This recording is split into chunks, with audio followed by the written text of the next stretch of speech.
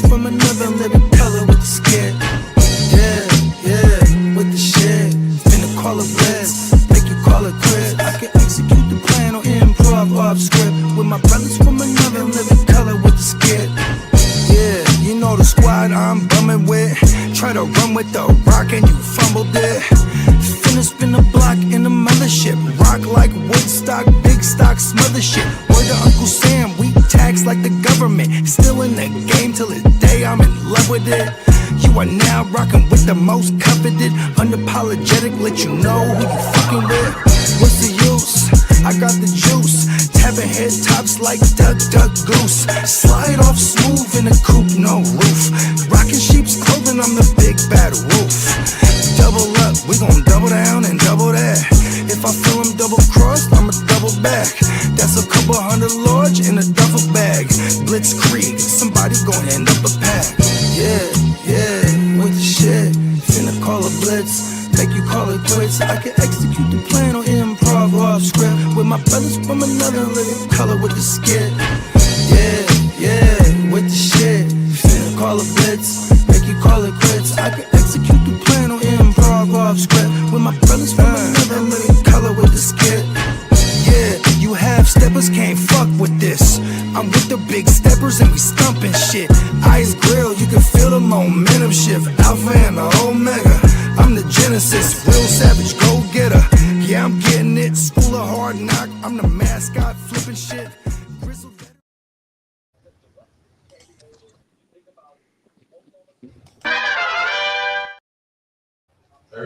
We got Bogey and JD.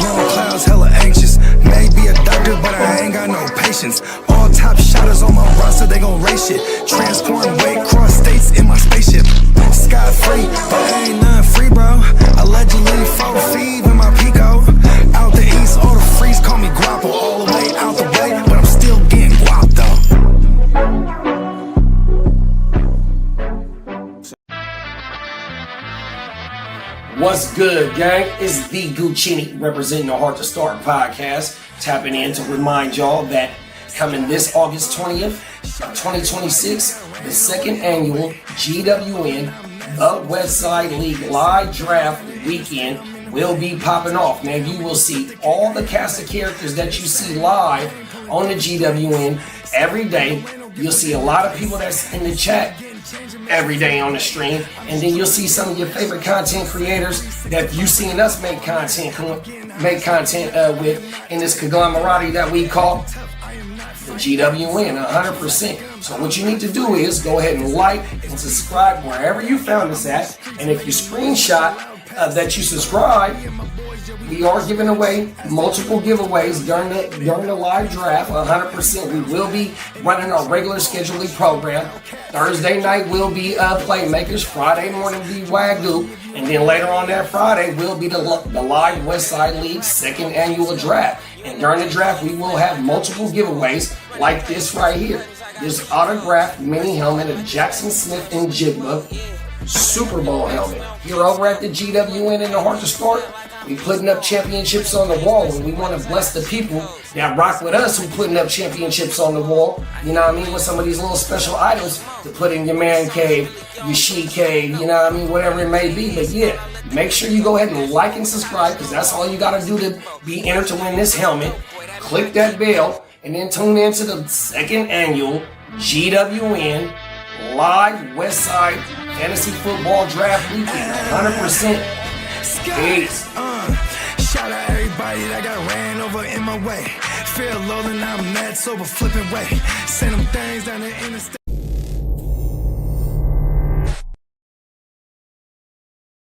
10, 9, 8, 7, 6, 5, 4, 3, 2, 1, 0.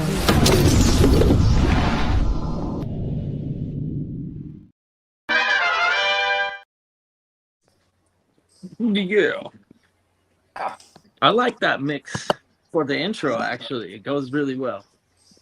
Right? It gives us all time to get ready. Bogard gives Bogard a chance to get into the Matrix 3 or 4 times. I'm in there fighting Agent Smith. There's just all kind of Agent Smiths coming at me, bro.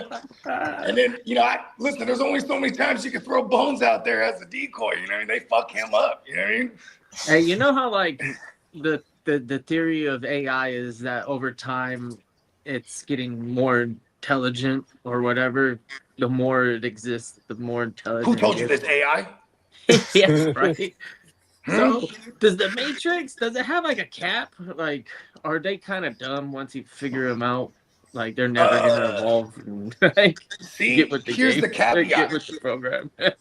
Look, here's the caveat. One, that's probably where get with the program comes from, right? That's where the origin of get with the program, bro, right? Because we've been in the Matrix. It's been a thing. And if you really want to listen, I'm not even on the mushroom this morning. And, but we're going to get real mushroomy. All right. Listen, here's the caveat. The people that realize they're in the Matrix, they go, I'd rather be in the Matrix, bro. You know what I mean? They consciously want to be oblivious. All right. Well, that'll be like probably an episode for our Dunning-Kruger stuff. We'll get into the simulation theory. I'm not even real. I'm being simulated. Look at we are all being simulated right now to somebody through StreamYard to somebody's phone while this person is in the Matrix with us. See that? Yeah. It's a fucking paradox. I am Metatron. It's super meta. Yeah, but top of the morning, man. Happy Friday to everybody. Happy Friday. Happy Friday, fellas. Shout out to the chat, man. You know what I mean? Yeah, shout out to the chat. We got King D in the house. What up, King? Peanut butter and jelly this morning. What it do, PB and Dubs? Yeah. Our bro Albert Martin. What's up, bro? What's up, Albert? The early risers. Come on, you know what I mean? The early risers, they want to get in on the whole shtick because the early risers don't miss the fact that it's another live Friday edition of what? Your Game. Yeah. Like the dramatic sound effect. 999. Let's go, fellas. Let's go. That's dope. Thousand is on Tuesday. Come on. When do the Hall of Fame teams start going? Like training camp? Is it next week already? Training camp. I know rookies reported Yesterday, I believe. Yeah, and then I know the Hall of Fame, whoever's participating in the Hall of Fame games, they're going to start their training camp already. They got that. And then I know preseason week 1, we got Texans versus Chargers. Ooh. There you go. Ginger Ninja in the house saying, Lee, camera looks great already. I do agree. It looks fantabulous. I'm not getting dizzy. Yeah, I figured it out this morning. I was like, okay. Yeah, Kitteh called me. Like, Kitteh never calls Peacock me. sent us in the right track saying that there's an option that will disable it. And what you were looking at was like a magnifier. But I did I find thought that out was that just if what you're Lee was on going for. if you're on the camera or whatever up here in the corner, you drag it, you select it, and then there's what's called like a centering. So the tracking will go off from the camera tracking gets Hey, disabled. Legion, he wanted that thing on him Select the all center. day. He was like, Dude, I saw when I one go day, left, you better go right. I was When I watching go right, you go left. I was watching it back earlier this morning, and my head was like in the screen. It was like this. I'm like, what the hell? Pause. It's been that way ever since anytime I use the tablet as the camera, it will. If I use the computer or my phone, it will do that. You look like the old school Nick Jr. face. Yeah, you guys remember that? It was just the face that took up the entire screen. Yeah, it was called Fate, the face, right? No, yeah, his name is Face, yeah. And Yeah. he just like prepping you up like, for the next he'd be like episode purple or or red or whatever. green or face will change colors. He's like the hype man of Nick Jr. Yeah. DeAndre Hopkins Throwback, is bro. considering Hey. retirement. Get ready. We're going on a run of Blue's Clues. Hopkins is done there. Oh, what was that, Lee? Hopkins is considering DeAndre Hopkins He's considering what? retirement. Huh? Retiring. Wise decisions. Retiring. I saw something about him wanting to go into coaching. Yeah. Would he go back to the Texans and sign for a day and retire as a Texan, or you think he's still like I a would bad love day? it. No. I'd love that. That'd be great. Right? He's I feel like- had multiple contracts. This guy's definitely happy as long as he's not, He got himself into some trouble or whatever. obviously isn't. Yeah, he hasn't been a bad, like an off the field bad issue guy ever either, except for like when his early. baby mom- His Like, baby the mom Hall was of like, Fame he's game up is in practice August and some 6th. shit. Remember that? August 6th Yeah, is there the Hall was- of Fame game. Bogey. What? Controversy. August 6th is the Hall of Fame game. August 6th. Yeah, so yeah, I'm pretty sure that those teams, but they might even already be in training camp. Whoever's playing in the Hall of Fame. Yeah, it's Arizona and the Carolina Panthers. You know what's funny is like I get so excited to just see football, period. You Right? ain't lying. And then when that Hall of Fame game comes around, you watch that first 30 seconds, you go, oh yeah, that's right, this is gonna suck. Like, Yeah. yeah, we had it on the background. Yeah, Hall of Fame game, football. And then you see that We had shit, football on in the background the entire weekend in Vegas. I swear I didn't watch any of it. Me neither. Right. It was on. Luckily, college starts before NFL, so Yeah, that'd be great if we could get a college game in on that Saturday, but I don't think they're playing yet when we're in Vegas. I think there's gonna be some World Cup or not World Cup. What is it? Damn, there was something that was gonna be going on when we were out there. Oh, never mind. I think it's never mind. Might be baseball I was thinking of. Someone was saying something about a game that was gonna be out there, or a game that was gonna be on when we're out there. Who is it? Is there gonna be a fight when we're out there? I think there's racing. Let me look to see what's going on. yeah, Man, if there's a there's fight, some like a kind of- UFC fight night, that'd be dope. Let me see what we got. Vegas sports, events, shows, concerts, and sports. Here we go. This might help. TripAdvisor. We narrow down the dates. Yeah, we're thinking about doing like a show. But who knows? Right. Let's see. MJ live at the Harris Hotel. Michael Jackson impersonator? At the Harris. That's Yeah. funny because the homies, the East Side League, they got a little penthouse over there at the Harris. Oh, okay. Yeah, for Saturday, because that's what they want to have to do. The commissioner went all gung ho dictator. He's like, listen, this is not a democracy. This is dictatorship. Let me select Right. dates. We're drafting at Harris. I'm gonna argue. 23rd. I did have an entire mention though. I was trying to, All right. There's, of course, Derek mentioned that already. There's Wizard of Oz at the Sphere. We could write ATVs. Ooh. Elton John's going to be there. What? Okay. Hold on. Where at? Oh, it's a tribute to Elton John. Never mind. Who?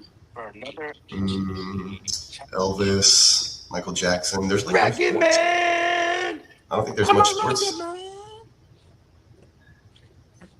Exotic car driving. We could rent cars and like drive some Lambos. That'd be dope.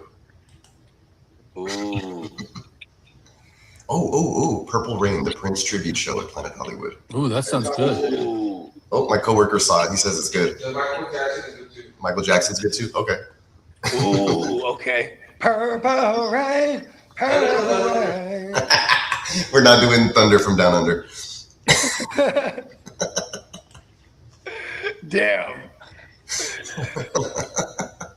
Yeah, no one go, because then you'll see my side gig.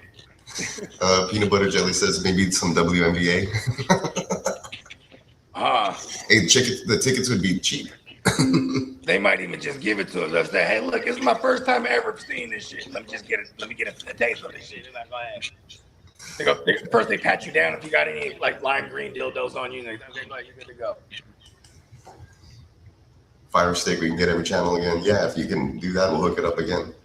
See whatever. We can watch some El Ocho. There's about to be like dodgeball on TV or something. We can bet on that.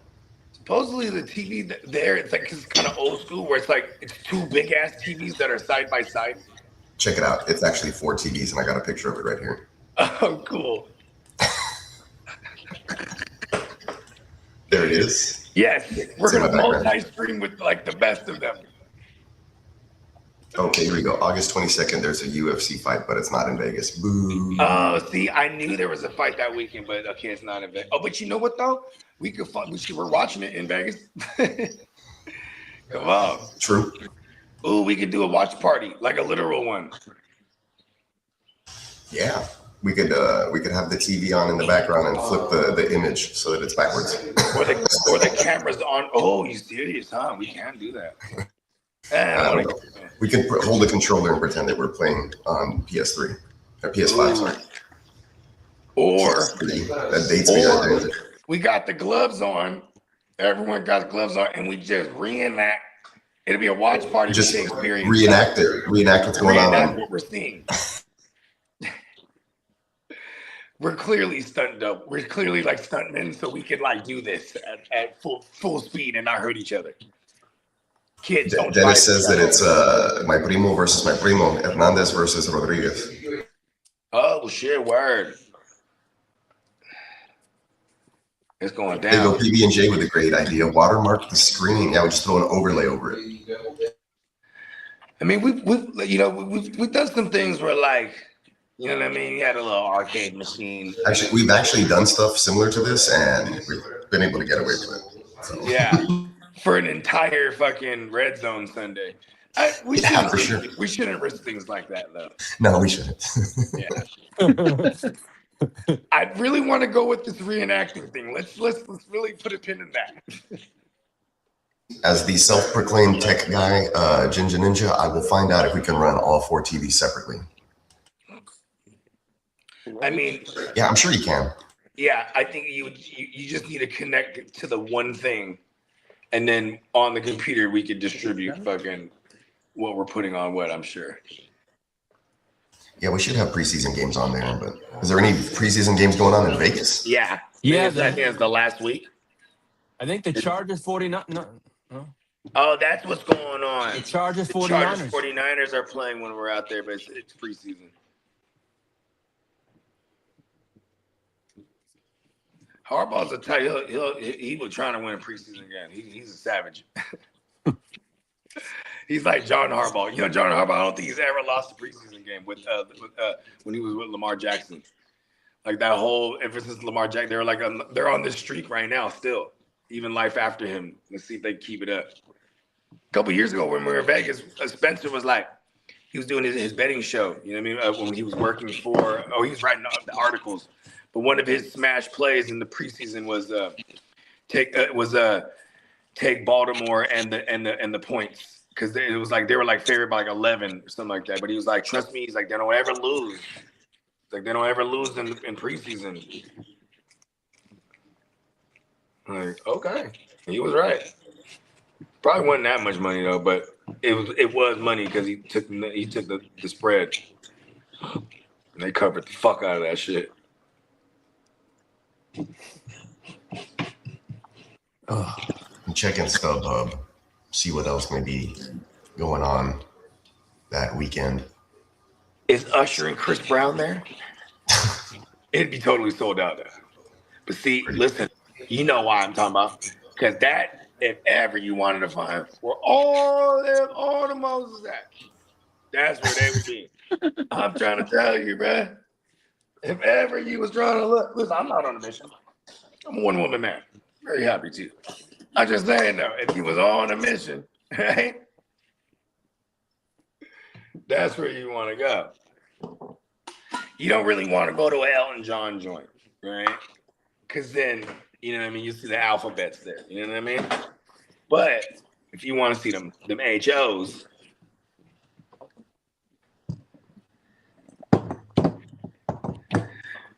don't they got like, isn't there like Bruno and like, who else has a residency? Bruno got a residency. There's a bunch of rappers that got residencies too.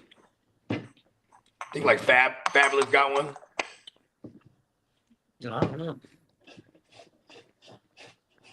Fabulous, I ain't gonna hold you. That's where all them hoes is gonna be at too. Fabulous got so many knockers for the ladies, bro. Like he's dope for that. Ill lyricist, but he can write the songs for the ladies too. Like this fool gets booked for weddings to do what's that song? He had that song with Tamia back in the day. You know what I'm talking about? That I really like what you done to me. I can't really explain it.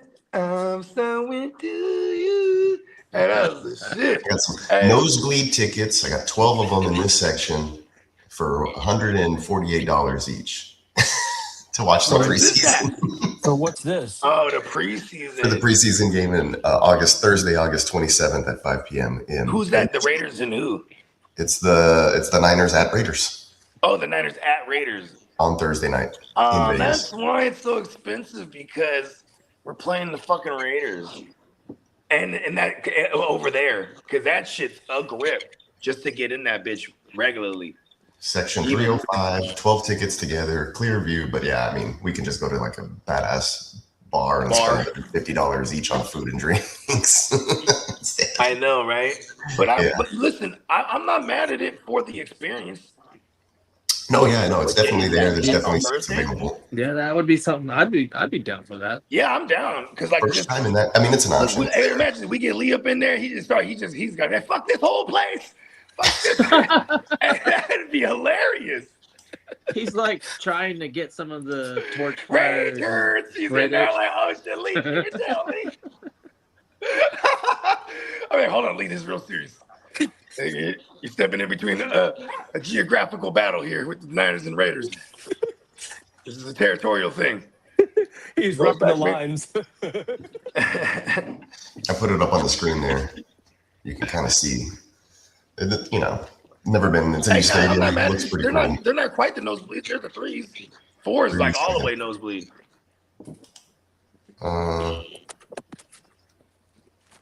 There we go. I'm so into you. Not too bad. But it's definitely like upper bowl or upper third level or whatever. Oh, is there standing room tickets? Because then, you know, anytime we would do this, we just get the cheapest tickets possible or standing room and just go. Yeah, I just searched like a bunch of tickets together. Yeah, and just walk around. That's all we're gonna do anyway. We're gonna be at the bar or by a screen somewhere. Like if we don't have like good seats, that is, you know what I mean? Yeah. Yeah, hell yeah. Even my season tickets, they weren't the greatest, but we would just be all up in everything. The homies were in the club room. They just give us. See, back then you just send a screenshot of the thing, then you walk in and go like this, and then because the club rooms are like, you can't even get into that section of the stadium without going through like a glass area. You know what I mean?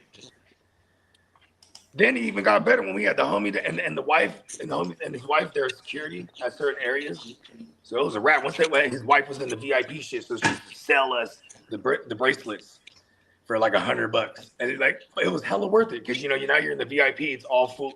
It's all you can eat, drink. You know what I mean? And it's all 5-star shit. Top shelf liquor. I don't think it gives me like standing room only option.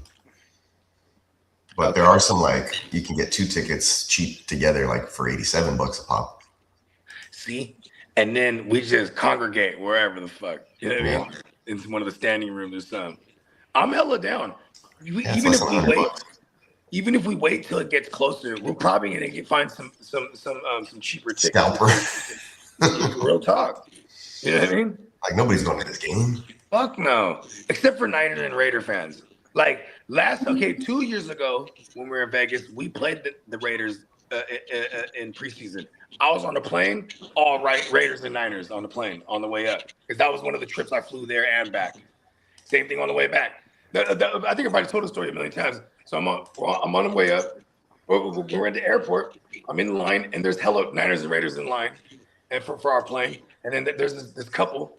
And we just start talking because we're Niner down. You know what I mean? So we're chopping it up. Then when we got on the plane, I'm like, I see them there in the front. We're like, all right, we're talking all the way up to. We're like, I passed them because I'm way down here. And then when we're up in the air, I'm trying to sleep, and then somebody taps me like, oh yeah. From up there, and they gave me one of the little the cartons of the fucking. They make screwdrivers in the carton now, so it's like a cup of ice and a screwdriver. I was like, oh fuck yeah, you know what I mean? Gang, you know what I mean? So of course I had to send it around back, you know what I mean? Because then I needed it after they got me started. I didn't need one. I need you to send two to them. You know what I mean? That nice couple up there. See, I ain't seen no Raider fans buying each other shit. They're punching each other.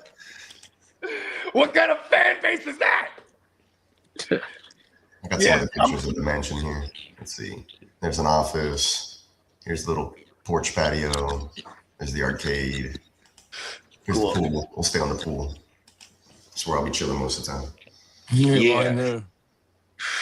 Hey, Lee. Hey, look, for real. We got to get you by the pool, right? You got to put one of them big old globs of fucking sunscreen on your nose.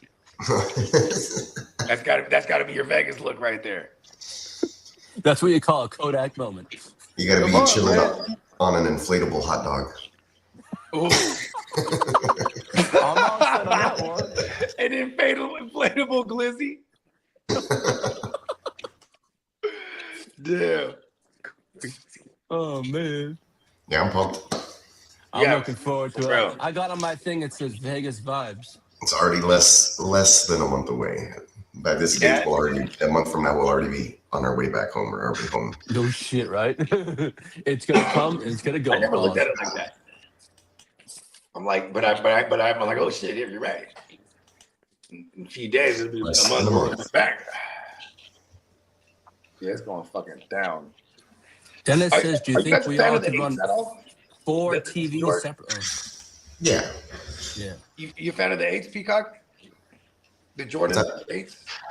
Are you a fan of the Jordan 8s, like that those joints? The 8s? No, not like super. Me either. I have my favorites. But they came out with this, I was trying to cop this pair this morning. They dropped these 8s to like forest green, like all of it, and like they're dropping at $350 immediately. They're selling for like $720, $730. You know what I mean? So like my man's, because I've been like going crazy on the shoes. Like I have some 7s. I mean, I own a pair of 7s. I'm not mad at the 7s. I had some yellow, black, and white 7s. They were women's, but that was the only colorway I ever seen that. So I just copped them. I was like, I gotta have them. White and gray. They look real throwback, like an old pair, like because of the white is the main, and then the suede is gray or whatever. It kind of gives it like a cage look, almost like an old school Asics pair of sneakers or whatever. Anyways, love them. I'm anticipating its arrival, but I got me a pair of cherry red low tops, some 11s. I ain't never had those ones. I had the cool grays, I had the all whites. I had the different white ones too, because they had the different all whites with the gel bottom or the crystal gel bottom or the fucking. But just the class, I like wearing low top shit, and I just never could get my hands on the red joints. And I was like, fuck it, I bet you if I pay premium, Commish, the draft is the 21st, the day after, Yeah. I put it in the comments. I was trying not to interrupt Bogard. Oh, my apologies. All good. I heard you typing. I thought you were like trying to search up something that I was talking about or something. But yeah. The joint goes down Friday, that 21st. Yeah, and it might be like an evening draft. Because Thursday's the day that most people get there. Yeah. Or the rest of the people are getting in there. So we can't draft Thursday because by the time we start, it'll be super late and it's like a 4 or 5 hour draft. So yeah, and then most people, there is still like Johnny's arriving Friday, and then Bakes is arriving Friday. So it's probably going to be more closer to like early evening, like 5 or 6 o'clock. This is what I'm assuming that'll be like the start time. But that's cool though, because it gives us ample time to like Thursday. Say we don't exactly start prepping on the food Thursday night. We wouldn't have to be in that so much of a rush. You know what I mean? Like for Kitteh, if anything, he would start smoking some shit like in the middle of the night because he's all night anyway. You know what I mean? right? Then by the time we get to like 5, 6 o'clock, this motherfucker ready to go. You know what I mean? Falling off the Lee's the phone. same way, honestly, because he couldn't get off of his Texas time, so Yeah.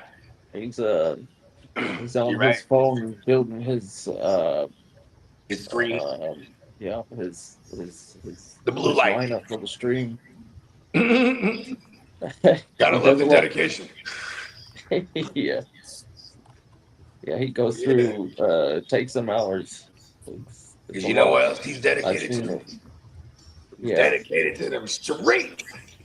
You ready to take him to the streets, Lee? Yes, sir. Let's go, Sir. here.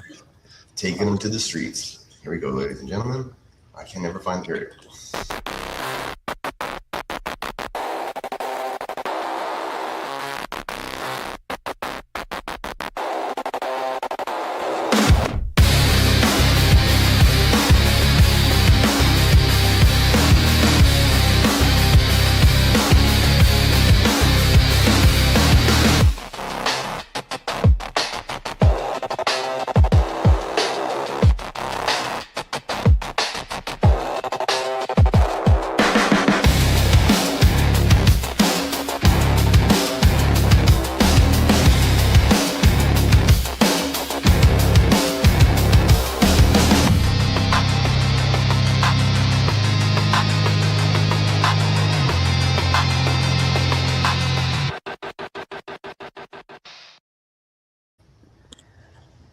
What up, everybody? Yeah. What's up, everybody? Happy freaking fucking Friday. Let's fucking go. One more weekend down in Vegas is coming up. Let's go, fellas. Let's go. Oh, Matrixing again.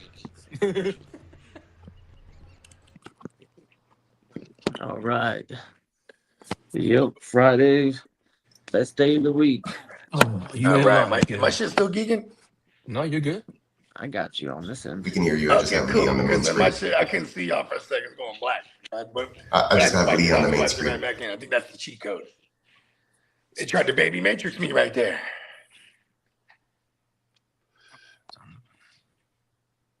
Oh, happy stream 999, fellas. Let's go. Yep. We got 26 days to the draft, and we got 46 days till NFL kickoff. And 8 more Sundays, and 7 more WYGUs till Vegas. Kitteh or Peacock, could I please have the Owie report? Owie.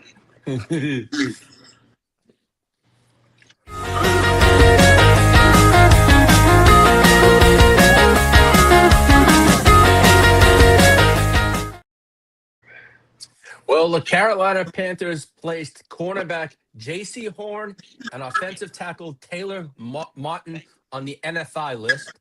The Seahawks placed Zach Charbonnet on the PUP list for the first 4 games. Ooh, that's our boy Jadarian Price's. His price will rise from now until draft day. Yep. We kind of anticipated this. If you were drafting already, probably you gonna extend probably it. had to pay up for Price because of this. And look, think about this too. When it comes to Sharps, they're probably gonna extend. You could extend it all the way up to 4 weeks when it comes to the PUP these days.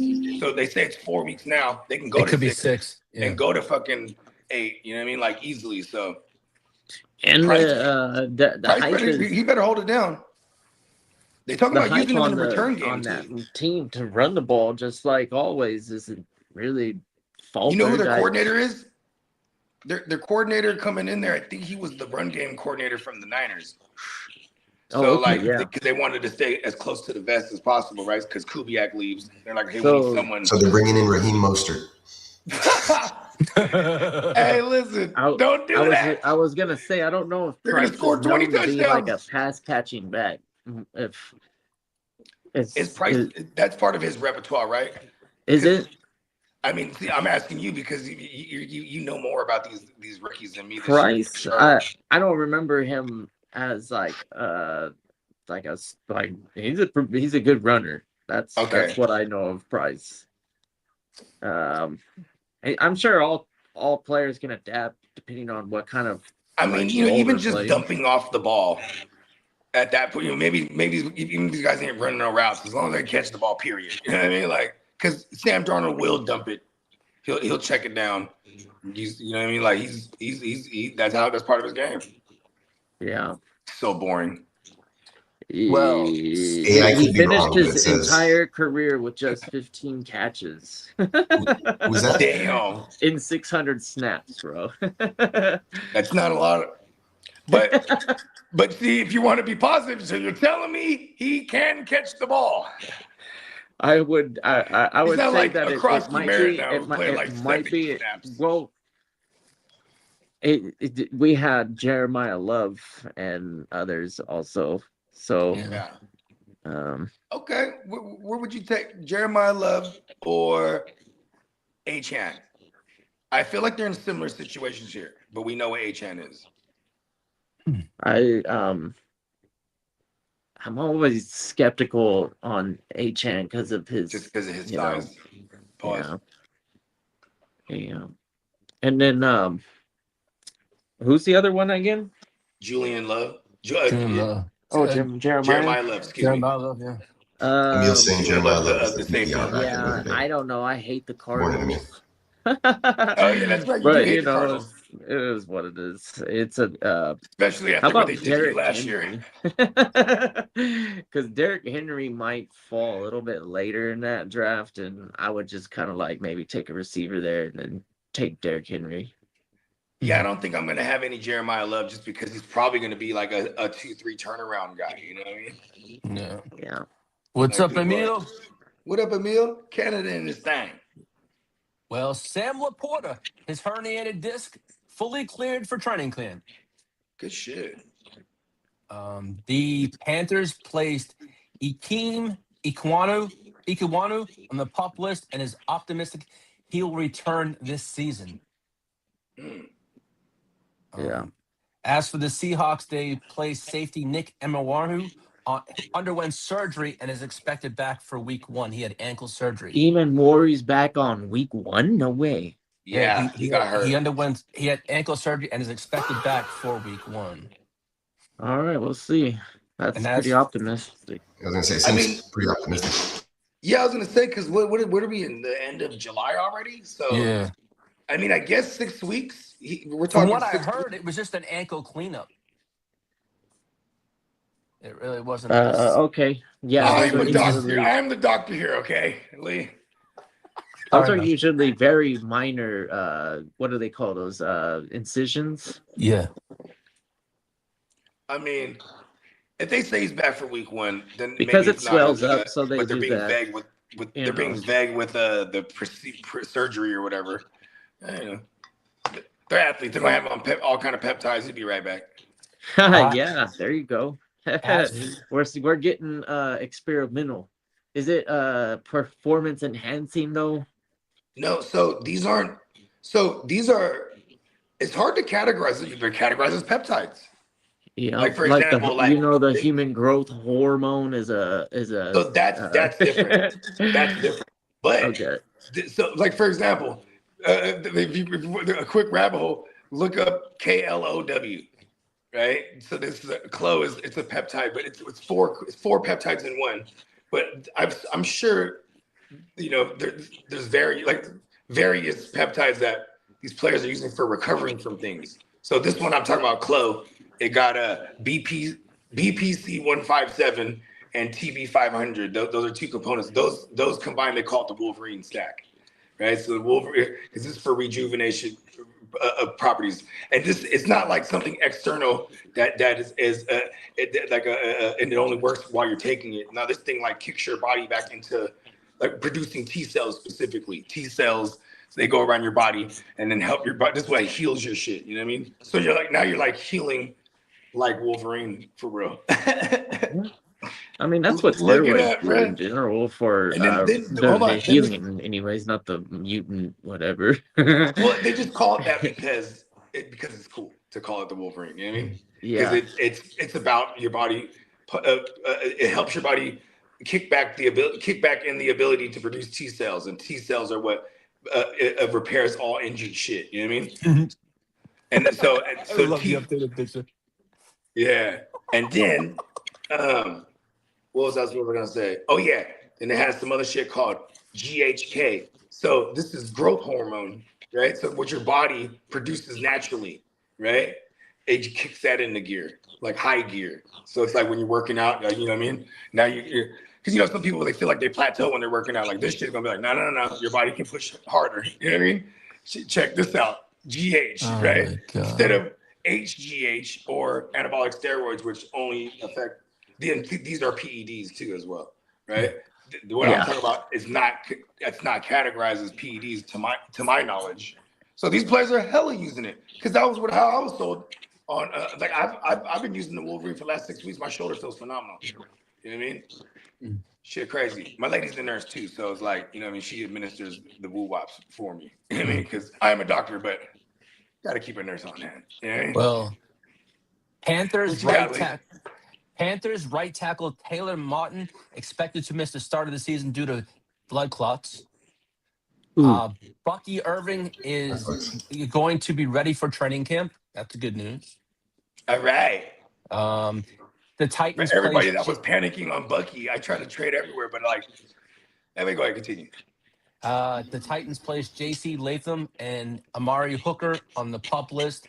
Oh, no, not my man, the Hooker, bro. That's my guy. I got him on like every Dynasty squad for real. Now, I know Peacock put it in the thread yesterday. Panthers linebacker Nick Scouten suffered a torn ACL. Giants Malik Neighbors expected to avoid the PUP list. Let's go. They're impressive for the moment. Exactly. Holding him off the PUP list. The way I read that news when it broke, it was like he has avoided the PUP list to start training camp. There's a lot of noise because of the gingerness of his movements. He's Irish? Gingerly. He's very gingerly out. He's very, what is a career decision, if you ask me. This ain't nothing because it was ginger that I would be. Yeah. Now, as for the Malik Neighbors is black. Yeah. So I'm just regurgitating all the information that popped up in my little sleeper, because I think they're still pretty optimistic on that. I feel like he's not going to be quite ready for week 1, but I mean, who knows, right? He's on that Wolverine pick. He's on the frame. Though. I'm trying to tell you, man. I'm a doctor. As for the Cardinals, they placed 4th-round pick Caleb Proctor on the injured reserve. Caleb Proctor. Hey, Peacock, can I have the money? Money. So is that our league business? Just to confirm. Contract signings. Oh, okay.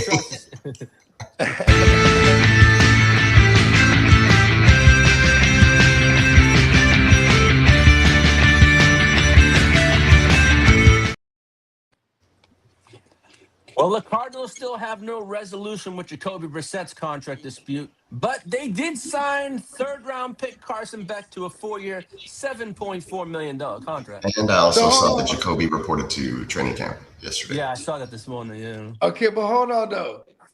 So he's at training camp, he's getting $5 million, and they just gave this kid $7 million, right?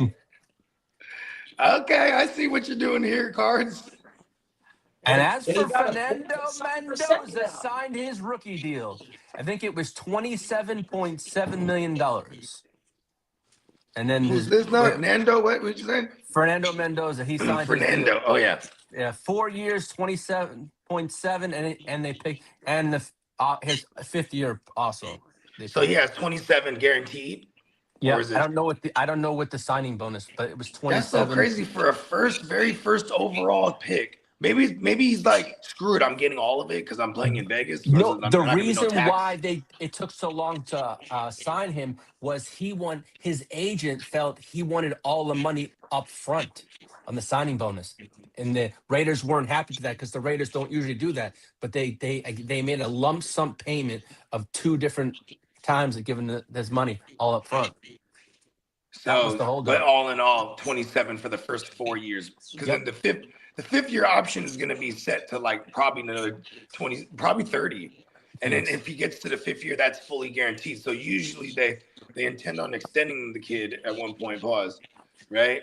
But like, I'm just surprised that like being the first for overall, like, 57, not that much. Usually they're demanding a grip. But sorry, Emil corrected me. It was 57. I must have. There you go. That sounds about right. That sounds right. Emil, I had a long day yesterday. So. That sounds right. I was about to say, I was like, 27 a year? I was like, whatever, this kid's killing it. Then I was like, oh, 27 all? 57 makes sense. As for the New England Patriots, they signed tight end Mitch Van Voren. And the Patriots agreed to terms with tight end pause Jeremiah Franklin. And the Patriots' Christian Gonzalez reported to camp, but there's still discussions ongoing for his contract. Give me my money. Yeah, it's going to be who's first, Gonzalez or Witherspoon. That's what they're waiting on. Give me the money. As for the Broncos, they're likely bringing back former offensive linebacker coach Michael Wilhoit, I believe. The name is correct. Wilhoit? Yes, thank you. Now, German. I would imagine. Sounds German. Yeah. As for retirement news, as I said earlier backstage, that after 13 seasons, DeAndre Hopkins is pondering retirement. And also, it's been a long time, 13 years, but man, he ain't been really relevant for like the last 5. 5, exactly. As for free agent, I was going to say that's probably because he was playing for the Ravens. Yeah, and then he hasn't had a good season since he went to the Cardinals with Kyler, which was like his last decent quarterback. Yeah, Lamar's a great quarterback, but they don't throw the ball out there. Yeah. Now, as for free agent, that was 2020 when he was there first, right? And then 21, I think he had the suspension and whatnot, right? Oh yeah, he got popped something like that, right? Or he might have got hurt and then the next year, then it was a suspension. That's right. So he got hurt in 21, like the hamstring shit. Then he gets popped for PEDs and then gets suspended. And the PED shit was from going back to the Texans. Remember, like him and Will Offler, that trainer. It was the trainer that was giving everybody. The trainer was teaching him how to get hamstrings. He was working them out incorrect so they get hamstrings. He's like, listen, I got it for you. You know what I mean? Yeah. Now, as for free agent defensive diabolical. Free agent defensive lineman Danico Autry is expected to retire. As for Jimmy G, he's open to returning after considering retirement. He's like, listen, the hoes they keep calling me though. You know what I mean? Jimmy got like 19 ladies, bro. Yeah. That's why he likes playing football, because he just travels around, sees all his ladies. He's on his George Clooney right now. He got the salt and pepper going. He's on his George Clooney. I gotcha. Cardinals tight end Travis Volvic retired because of a neck injury, and running back Joe Mixon reportedly believes his NFL career is done. You know what's funny? When that guy is named Joe Mixon, who's saying that, you know, he's like, I think it's over. I mean, it probably his leg is too fucked up, like the botched surgery or whatever it was. I dropped him in the one dynasty I had. And it's no, that was another story. Never mind. It's about Tyreek Hill. It's all good. Now, as we know about Zach Charbonnet being put on the PUP, Seahawks running back Javarian Price is expected to open the season as Seattle's RB1. Let's go. I got a share of him. As for Panthers, plan to use wide receiver Tet McMillan more in the slot this season. I love that news. Because he's a giant too. You know what I mean? So let's get some high percentage, easy throws, and we can get him with some big plays down the field as well. Now all of a sudden he has a PPR floor here. I would love that. As for shout out to neonpeacockmerch.com, Texans running back David Montgomery and Woody Marks are expected to split first team reps in training camp. Yeah, that's more like really annoying. Everybody's already no. You got to keep David Montgomery fresh as possible. Exactly. It's a long season. Yeah, I'm saying it's really annoying because I'm trying to diagnose who I get in fantasy, right? Woody's actually going to be the super deduper value. Woody's like basically free. That's what I'm saying. I got him and a 4th-round pick, and I traded away Daniel Jones in a 1-quarterback league where I already have a couple. Right. Very impressive. I like that one. Yeah, and so it was good to hear that Woody Marks would be, still be used as far as like splitting usage. Wasn't bad last year. No, he did pretty okay. 3.6 wasn't is that not good, great. It's not great, and Montgomery's more of the hard-nosed finisher. So I'd expect Woody to spell him, be split out in the receiving game as well. He used in the slot as a receiver. Woody was really, really good actually, and that's where he kind of like shines. So I'd expect them to still kind of have a little 1-2 punch, kind of like the way you saw Jahmyr Gibbs, but it'd be like Woody would be like Jahmyr Gibbs extra light diet value soda. What's up, Ron? What up, Ron? Shout out to Derek. Derek, I know. LBJ, the bald-headed man, is in Philadelphia for 2 years. I know. And him going there for $8 million because he's just like, yo, I'm gonna go there and just win a title. I hope he flops. You know what's crazy? It's like He'll be doing much of that. I was a little worried there because I was gonna have to love LeBron because there was like really good chance for a while there. I thought he was gonna go to the Warriors. I was like, all right, well, I guess I'm gonna have to like some LeBron for the meanwhile. And now back to hating on him. This is that shit I hate. We did the same thing with the Spurs too. I was like, but then we got Tobias Harris, and I was like, good. She's like, yeah. Now this is player and coaches quotes. Jonathan Grenard says this. He wants to help Nolan Smith and Jalen Hunt continue developing. Nico Collins said this. He's excited to have Tank Dell back and expects the wide receiver room to push each other. Come on. Tank is almost unguardable. Like, just it's hot. Like, he looks smooth again. It's tough. He gets open. Now, can he stay durable? That's the only thing. He is on a crazy mission, though, right? Like, think about all the adversity, getting shot, and then the injuries, and just what I mean. Now, this is his redemption story. I love it. Now, Sean McVay said this on Aaron Donald. He continues to evaluate a possible return, but nothing is set in stone. Who's this? Sean McVay about Aaron Donald. Nothing is set in stone. It's a possibility, but nothing is a given. Now, Sean Payton said this on Jalen Waddle.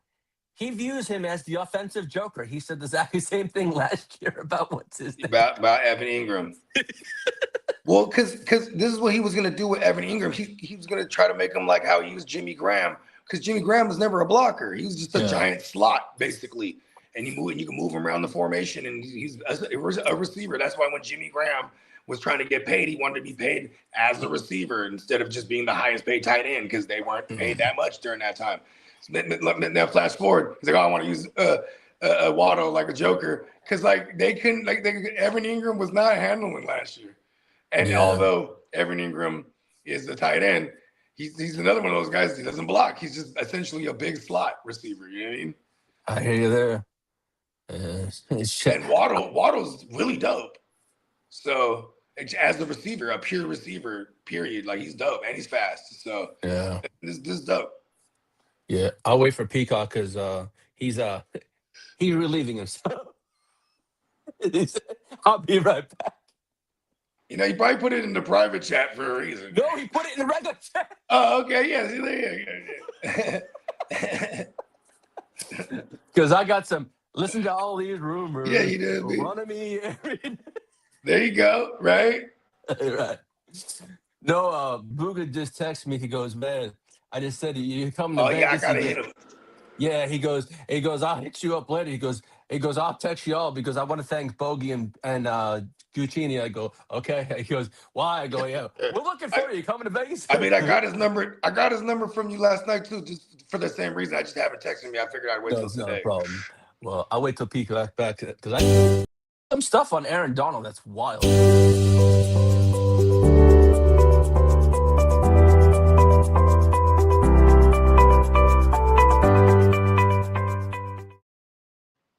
As I said, there's no immediate return for Aaron Donald, but this came out late last night or yesterday.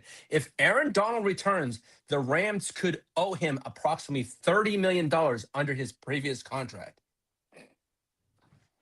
No wonder he trying to come back. He like, look, I got the money. He was like this. I left it at the SoFi. I was looking for the 30 million. There it is. Yes, sir. He's like, y'all just make sure y'all good and get into the playoffs. I'll go through. I'll pick up my list. So there it is, right? Picks up his 30. That's hella funny. I didn't know that. Yeah, $30 million. I thought he retired because he was also just smooth, ready to retire. No, I didn't know he was still under contract. From what I still read, had an extent like years on his contract. Yeah, so from what I read is in order for that $30 million to drop off, they're gonna either have to redo the contract or come to agreement on something. Here's what they would do. It's like he would reinstate into the NFL, and then because he was contractually to that team, he automatically goes under that contract. So then they would have to restructure it immediately, which they probably would. And since in my version, he only gets there to the playoffs, right? Like, so that's when he gets back into the fold. So like they'll probably be like, all right, we'll give you 25 or 20 or whatever it is for the rest of this year, and then that'd be it. Yeah. Now, as for Third and Keenan Allen is open to playing on the East Coast. Look at him. Now he wants to go to the East Coast. He's like, listen, nobody in the West Coast want me. I'll go play in the cold. But listen, his East Coast might be East Coast down south, like Florida or something. Florida. Exactly. And go to I can see him being a depth chart guy in Jacksonville, or even being the starting slot guy for the Dolphins. You know what I mean? I never thought about that. Well, I know JD put it in the chat yesterday. UFL MVP Jack Plummer will work out for the 49ers and the Dolphins. Let's go. Sir.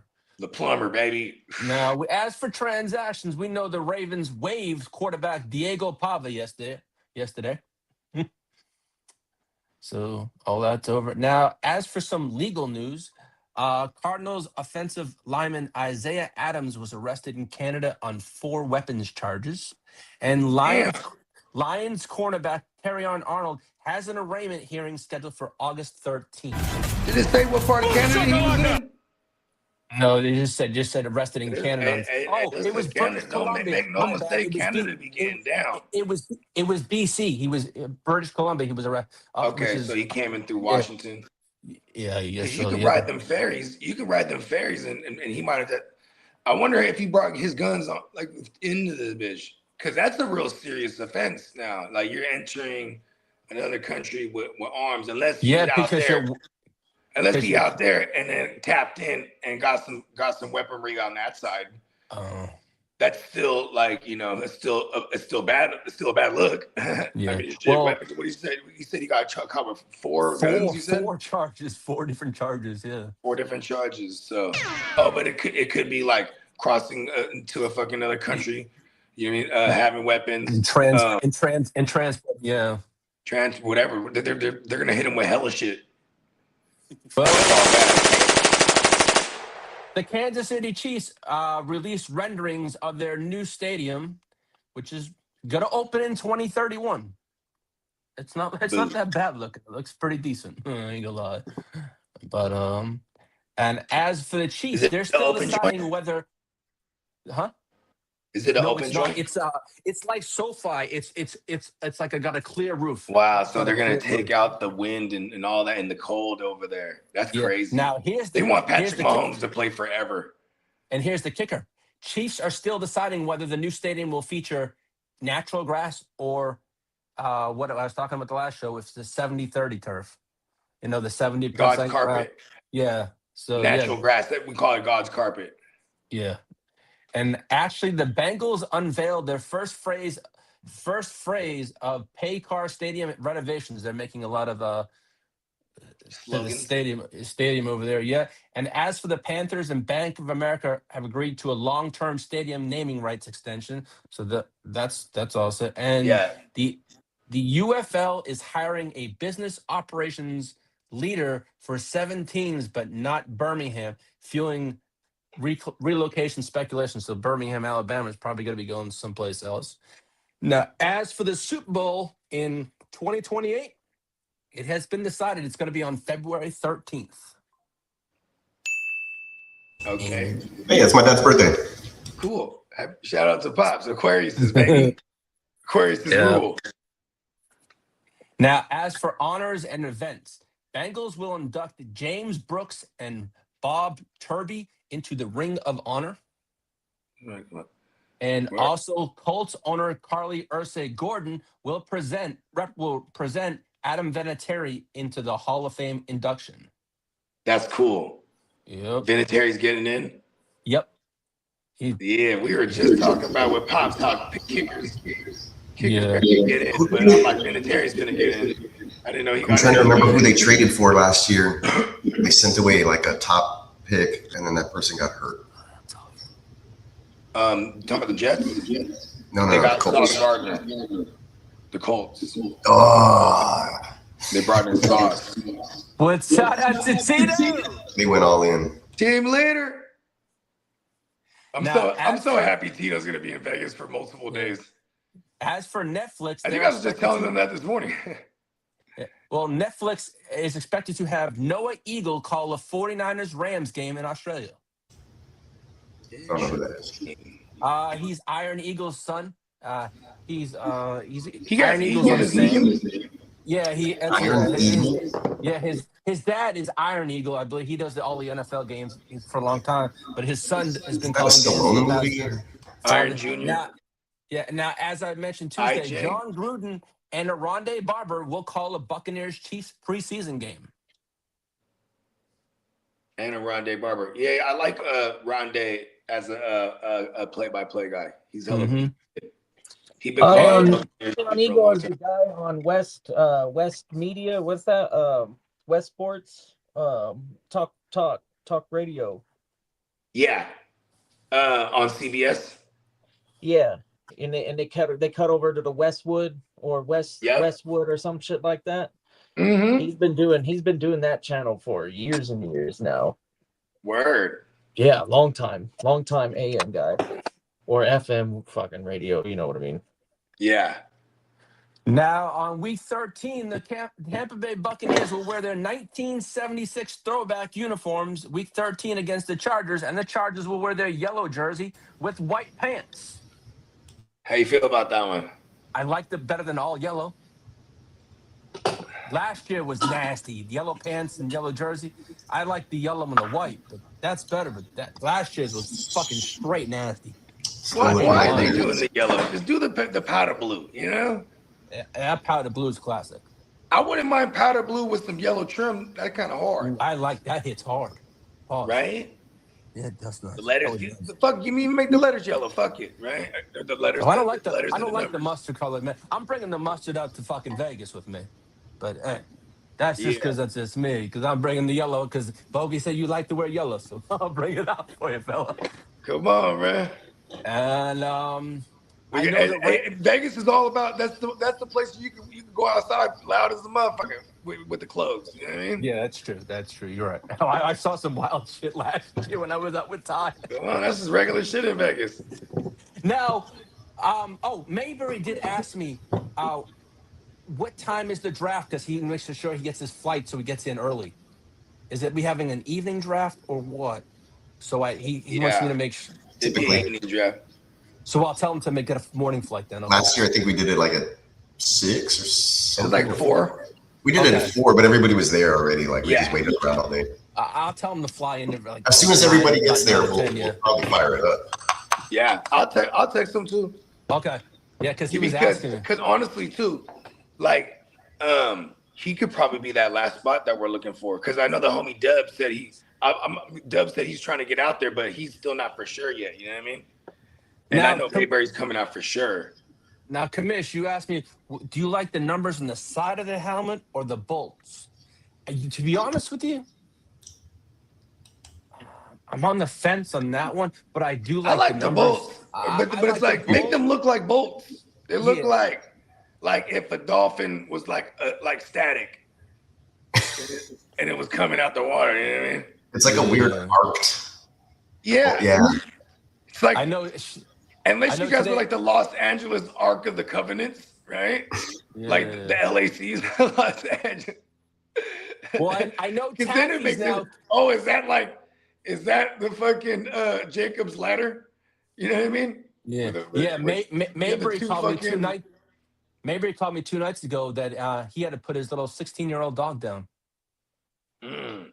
Yeah, he goes, he said, that there's 2 divas running around upstairs. I go, who's that? He goes, Taffy and Lamb Chop. I go, dude, he goes, yeah, she had breathing problems. I have to take her to put her down. I'm like, dude, I'm sorry. I was like, rough. But, man, but I'm looking forward to seeing Ty. Ty said to me the other night on the phone, he goes, man, I had some of the most fucking fun times last year with y'all. He says, he goes, one thing about, I couldn't turn it down. He goes, y'all made my spirits last year so much better after losing my pops. I said, man, we loved having you. That's what the This GWN is about. year, he goes, this year I know what to expect. He goes, this where it's going to be a lot more fun. I go, yeah, come on. And he wants to get in the mix too. So, I mean, I think we're just going to have to let him know he got that last spot. You know what I mean? Because I forgot Mayberry's coming out again. Oh, like, damn, Mayberry wants to, he'll do the last spot. Like, he totally would. It's a different beast. But I know he's with it. Yeah, I mean, and even if not, I know we'll have somebody. You know what I mean? Oh, exactly. Because I know he's even just coming out and just kicking it. You know what I mean? Yeah. I mean, I think that for him, we will have guillotine leagues and whatnot going on. So you know what I mean? Well, on that note, that's all the news I have for this Friday. But make sure everyone heads over to neonpeacockmerch.com, gets their fresh trip because Vegas is coming up. But damn, I'll tell you one thing. On Tuesday, we celebrate our 1,000th episode, so we're going to need you all there. Yeah. It's going to be some good fucking times. Let's go. This is episode 999. On that note, we'll close out the breaking news. We'll let you with a commercial. We'll be right back.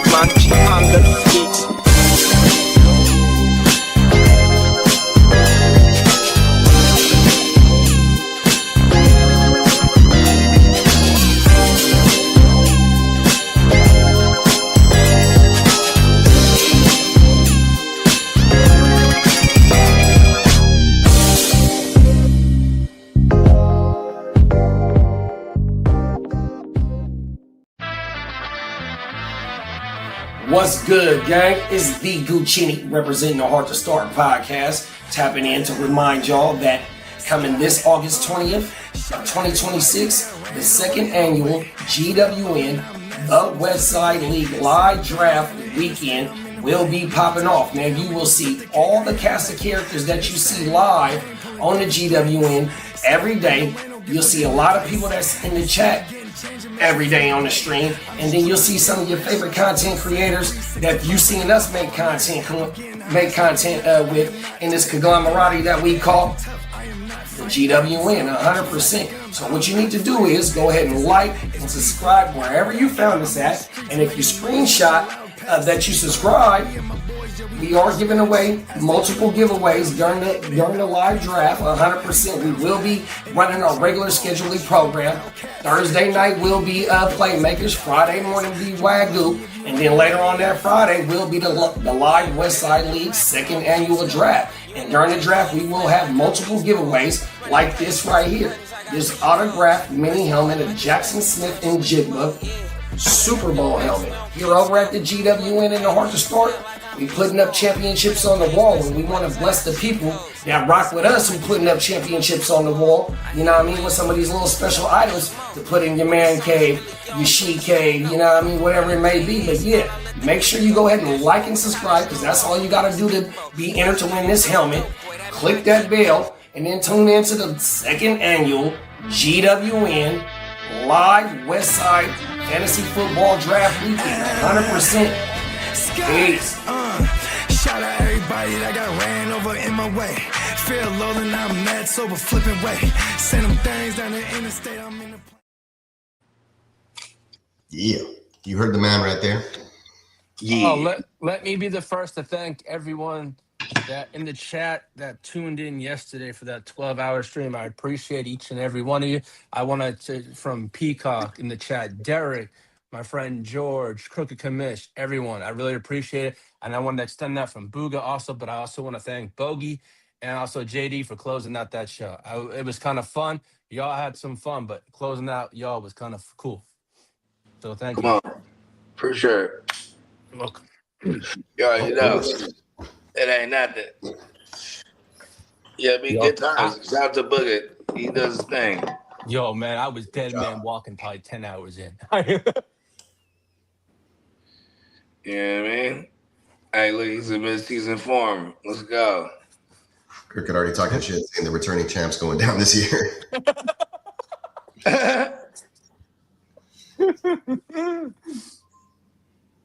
Man, I can't understand my own handwriting here. You hate that shit. What the fuck does this mean? Because I usually put like Post-its, right? And I have notes on what I need to do for work and then graphics and then like home. And I'll scratch shit out throughout the day as I'm going along. But I'm like, I can't. Stretta? Street tag? What the fuck did I write? Oh, stretch. Like actually stretch. Yeah, like actually get up and stretch and walk around. Yeah, that's right. Yeah,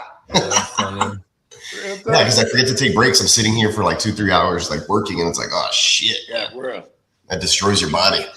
You gotta get up and move. Like, all my homies that are truckers, they're like, man, they're like the worst is like, you know what I mean? They do mandatory long hauls. Yeah. Mandatory stops and checks and stretches and stuff. I know all about that. My brother-in-law's in logistics, so he's like, you should come work for me. I'm like, you know what, man? Really thinking about it. just for a change. Yeah, just to do all this shit because my sister-in-law works for him in the office doing like invoicing and like helping him out with some calls and talking to drivers and stuff. But she's not reliable and she takes off and she just works when she wants to. And if you get to name your price, bro, you know what I mean? Yeah, I would do it. Yeah. Because then also, even that they've never been threatened losing you over there. Because they'd be like, listen, I got this new joint. They offering me this. Two stokes. You feel me? Peace. And they go, hold on, wait a second. What if we, you know what I mean? You never know. Yeah, you never know. I mean, I'll talk to him more about it later, see what's happening. But Emil has a question. He says, Luke McCaffrey worth picking up in Dynasty? I did it the other day, and I'll go ahead and tell the story now. So before the Tyreek Hill news broke, I just had a feeling he wasn't going to like be worth anything this year. So I needed the roster space, and I'm like, I'm going to drop him in Dynasty. Yeah, fuck him. I'm just going to landmine his ass. And so I did. And your son, Bogey's son, AJ, picked him up and dropped Luke McCaffrey. Or he dropped Luke McCaffrey that same day, like after I dropped Tyreek Hill, because he's probably like, oh, I'm going to pick up Tyreek Hill. Luke McCaffrey news break. So, and actually his blurb hasn't been updated on Sleeper. So I picked him up for free. And then everywhere. Yeah, well, where I could, right? And then, but particularly this league. And then AJ picks up Tyreek Hill for like 30 fab, and like 2 other people bid on him as well, but AJ ends up getting him. And then literally like that same day, the Tyreek Hill has no power in his left leg news breaks. And then I just put some laughing faces, and then he puts Tyreek Hill up on the trade block. What's he gonna get? Like, listen, I just want $30 in fab. I was gonna be like, I'll give you $1 fab. I'll take it back. Commish, I don't know who else needs to send in their promo video. I don't know. I don't know. I don't know if I have them all. Ooh, put on a post-it. Make AI, make Bogey's background like an alien invasion in the background. Yeah, I need to get all those because what I do is I put them on my phone, but then I need to email them to myself so that I can have them on my computer and then work with them. Yeah, so. I can email that video to you. Yeah, dude, go ahead if you can. And then at the end, right? Like have like some light shine on you if you can, like you know what I mean? Like they're about to beat me up. I said this last year in Vegas. Last year, talking about Ertz, Luke McCaffrey is ass. Well, he still has a path to wide receiver 2 duties, so exactly. That's speculation. I mean, because think about this, they got this rookie there, and Antonio Williams. Like, he's kind of more of a perimeter guy. And when they say Luke's the number 2, it's because like he was a guy they were moving all over the place. It's kind of like, it's kind of like a white Debo kind of, without being like super physical. I will tell you this: he showed flashes, and the reason they didn't use him was because he broke his collarbone, if I'm not mistaken. And then they all got beat up last year. That team, half injured most of the time. So I mean, there's always a question, right, going into the next offseason. It's like if these guys can stay healthy, they have a path towards playing time. But it's speculative ad. It's not like I'm gonna pick him up to put him in my starting roster week 1 or anything. That's the fun of Dynasty. We can get him. You can pick up a guy for nothing. You know what I mean? Yeah. And I feel good. Like I moved off of Joe Mixon in one league. I moved off of Tyreek Hill in another league, and I moved off of Kareem Hunt in another league. I was just waiting to drop those guys. We'll have fond memories of them. Yeah. Then there's going back to the Luke thing. Since when he was drafted the same year with Jaden Daniels, and ever since then, you'd always hear the offseason blurbs like these are the training camp butt buddies. You know what I mean? And then offseason, and then they kick it, and then also at the same time, like they always say, oh, those two are the first guys in the locker room. So maybe there's just some off-field chemistry, rapport there. Maybe it spills off into the field this year, because there is no real true solidified number 2 at all. I mean, Jalen Lane. This is the dollar store version of Ricky Pearsall right now. Yeah. You've never been a Luke guy neither. Because of you, I've never been a Luke guy either. I was like, it was just the name, right? Like, all right, is his brother? Is it just running the thing? Yeah. It was always an experiment. Right. But I mean, Jalen Lane, him and Antonio Williams, they're kind of like the same to me. Yeah? Like the way they profile. Williams has some skill sets that probably elevate him over anything or any of those other guys Lane has. Yeah. But Williams is gonna earn some sort of reps as long as he's not like Dotson was. But even Dotson's rookie season was pretty good. We have a fantasy question here from Sir Dine SHUDV3W. Should I Sir Dinish? Sir Dinish. Should I trade Sir Dinish? Happy Friday to you. Yeah. Should I trade A-Chain and Laporta for Saquon? I already have Fannin. I probably want to aim higher than Saquon. Like Gibbs. Yeah, I'm just trying to see what else I can package up to go get like someone like a Gibbs. I mean, here's the thing. In a lot of ways, I'd rather Achane than Saquon, but Saquon's situationally in a better way than. Because I don't know what to expect from the Dolphins offense. Like, are we going to get stacked? Yeah, NFC East is going to be definitely putting the points on the board. What's up? I said the NFC East in general, with the Jaden Daniels bounce back, is putting a bunch of points on the board. And I would imagine this is a dynasty league. So, like, just the youth alone, you might be able to get a little more out than Saquon. You know what I mean? The youth alone for an Achane. You know what I mean? Yeah. Go get Saquon plus. You know what I mean? For real. I like if this is why I like Saquon right now. Is that he still has a clear pathway for the 25 touches. Yeah, a game. And Achane isn't gonna. You're banking on a home run because they're gonna take that away. That team's terrible. There's 3 terrible teams. If it's true that they don't are they're gonna roll with Brissett, or are they gonna tank like the Raiders and everybody else and try and get that first pick? Jeremiah Smith. Yeah. Jeremiah. And at least Arizona's case, now that they got their QB2 of the future locked up, get a real one in 27. And maybe if they do, they can like trade off of that 101, which is going to be super, super expensive when it comes down to it. They could just move back one spot and gain like a couple of things. Yeah, I could totally see. I mean, just with the Raiders. Like, I mean, Kirk Cousins, he's a fool with it, but I could totally see them being in the running for a number one again. Yeah, I see 3 teams in the running for that 0-17 if the Dolphins really are as pathetic as I think they are. Drew Aller just signed his rookie contract with the Steelers. Fantasy-wise, pathetic teams doesn't mean that those players are valuable, I should say. But in Achan's case, he's the weapon. He's the explosive playmaker. He might be he might be doing too much at times. You know what I mean? And then if if they get all sloppy and they try and overuse him, then yeah. With Saquon, I'm comfortable to say that Hurts and then the pass catchers are, and then the defense and they're just going to be in more competitive games. So the script for Saquon is going to be there for touchdowns.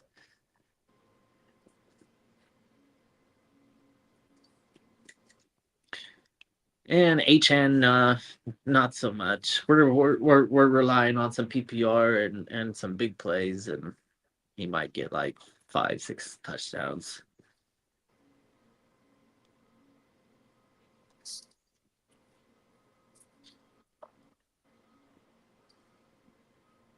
Sorry, I was looking up some stuff for work. I was looking to find all these video files, and they're all in a different archive. So I would. I guess I would say I would do this trade. See if you could get something else with Saquon, or like these guys said, shoot for the moon, and then see what the guy that has Bijan and Gibbs see what they're willing to negotiate. But that's also probably something that you could get in the rhythm every time you get curious about players in general. Shoot for the target market, like that, like where they're landing in ADP right now. Sometimes you got to take those running back numbers. The tier breaks happen very fast. I'm not too sure where Saquon is on that tier. He might be in that second for me. And HN might be in that same tier, but maybe I have Saquon over HN. And I don't know what I'm expecting out of Laporta. I'm super comfortable getting rid of Laporta and upgrading on that running back for sure. And then, so I don't know. What did you say, Lee, on this one? Are you a fan of Saquon this year enough to move HN and Laporta? See, I have Saquon in one non-Gen Wealth league, and I'm like, what do I want to do with him? Because you know what, last year was like I was disappointed. But it's hard I'm tough because he's got a new OC over this year. So I'm like, do I give it another chance, or do I want to take that one more year off him, or try to get what I can for him? Here's what a normal OC will do. He'll look at the roster and he'll say Saquon, and he's gonna say, "Damn, I gotta get this guy going." That's all the OC is gonna do. And I do like fanning a lot too, because no Njoku for sure, obviously. Yeah, I'm okay with it. I mean, he obviously wants to win now. Those type of moves you got to make. Laporta being healthy, and there's positive blurbs, so it makes that appealing to that other person who's on the other side, right? So yeah, why not? Yeah, I still think he might be able to squeeze a little more out of it. That's what I asked. That's like, see what you could get out of that owner that has Saquon, and then start a negotiation with the other owners. Here's the classic move. What you got to do is you have it to where you leave that offer up. If that offer is already there, ready for you to hit accept, you leave that up. You recreate another offer asking for Saquon and the other piece that you want. You know what I mean? And then if it goes all, it doesn't get anywhere, and say fuck it, boom, hit accept on the other one. You know what I mean? Because it's red here. A lot of times, unless that owner is smart, he takes it down when you start dancing with the other one. But 9 times out of 10, they'll leave that other one up. You know what I mean? So you can go see what else you can do on the side. You feel me? Yep. It's always if it's not going anywhere, just say, all right, fuck it, I'll take this one. Because it isn't a bad offer after. Right. I would much rather have Saquon. But, you know, I do like the outlook, the long-term outlook for an Achane, because his skill set, although his size, you know, we worry about, but his skill set, like, you know, even for years down the road in Dynasty, he's probably going to be a guy that'll still be on teams, like, because his pass catching ability, you know what I mean? Saquon's 28 or 29? Well, he's one of them. 20. I know. Shit, he might even be because Jonathan Taylor's younger by like a year or two. Jonathan Taylor was a 2020 guy, and then in 2018 was Saquon. Yeah. And so let's just say he came in the game at 21, right? So 18, 19, 20, 21, 22, 23, 24, 25. He's already played 8 seasons, so you know, he's definitely 28 or 29. See what Jonathan Taylor owners working with. That's yeah. I don't think that's it's the same style. They want a 3-down back for sure. I know this offer works because that person for sure is interested in the tight end too that he's going to get. You know what I mean? Yeah, because if this is a dynasty and you're willing to be like, okay, I want to move Achane, but I'm stressing on the age of Saquon, then there you go. The alternative is to go 2 years younger with Taylor. Yeah, that's like pretty much the same fucking. That's the guy who's a lock for 20 plus every game. You know what I mean? Yeah. As far as touches go.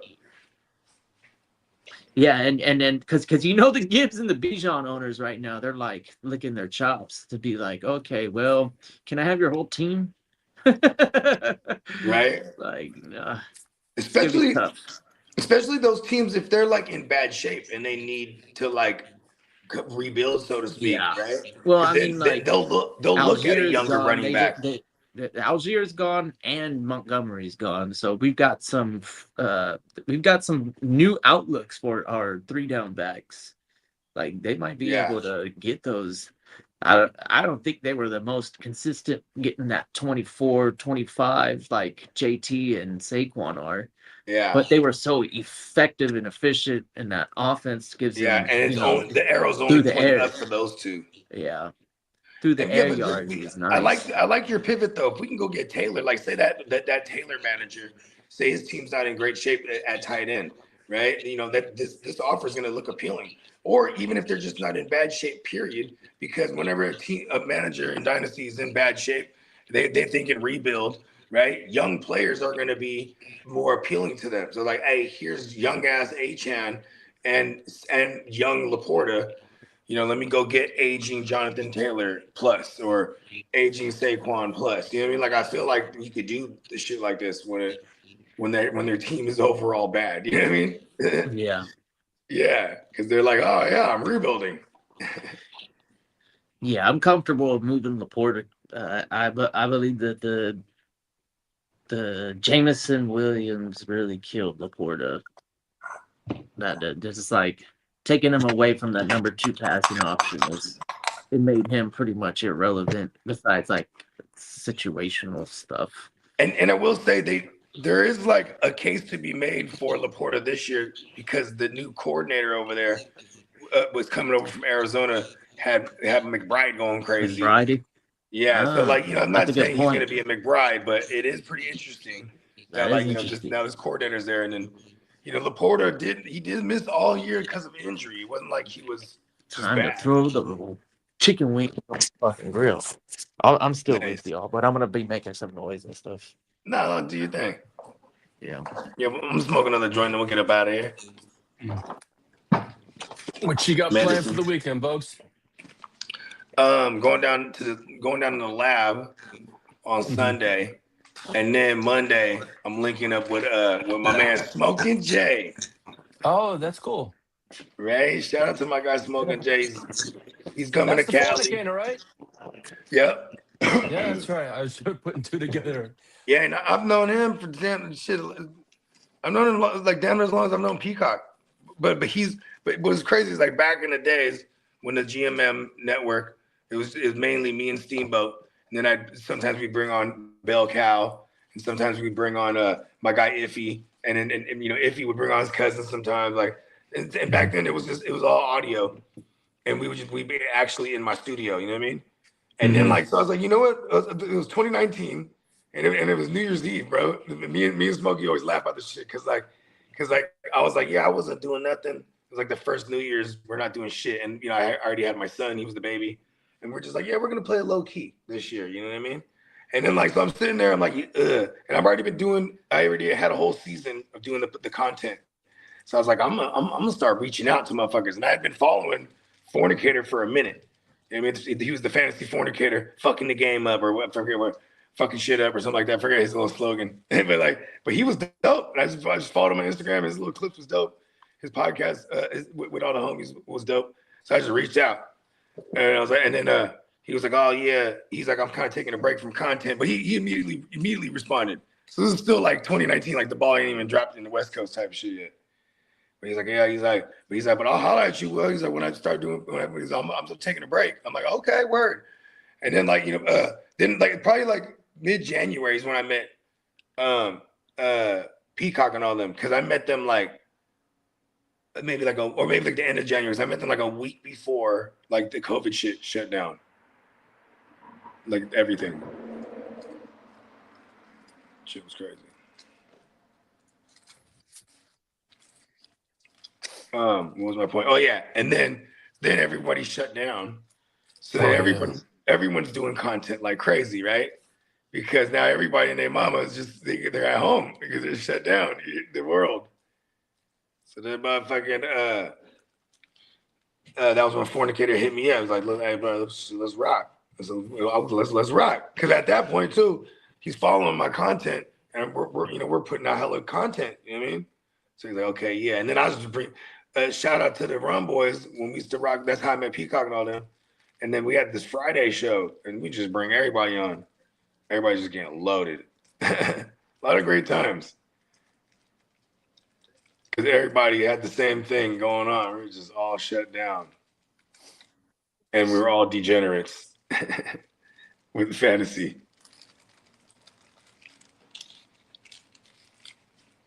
Yeah, it's crazy how those COVID times is wild. You ain't lying. Jesus. I know. Even when I met you, it was still COVID times. Yeah, it was. Man. It was funny because I could be free. It felt like we could be, but at least this is how I felt. When I'm at home, I could be free. No mask. You know what I mean? Yep. It's just like, yeah. You know, and then you go out in the world, like, I got my mink shit fucking. I got to make it. Exactly. Suit. I have my gloves. Listen, I have a hoodie on. I don't give a fuck if it was summer, too. If I'm just going to the bank or the grocery store, I'd have a hoodie on. Fucking hat, sunglasses, mask. You know what I mean? It's then almost like you're a bank robber. But you know what's so crazy is that always made me laugh. So I'd be in the bank, and I would have to. The last spot I was renting, I had to pay through PayPal, so I would have to go pull the cash out, put it in my girl's account, or if I had cash, normally I had cash, so I was just putting it in an account. You know what I'm saying? But anyway, night times, and I just be in there like, damn, I'm in there with a mask on, and this motherfucker, this is crazy. Got my gloves on. You know what I mean? I'd never think about robbing a bank. That's stupid. They wouldn't even have that much bread. That'll change your life. It'll just change your life in a bad way. Yeah.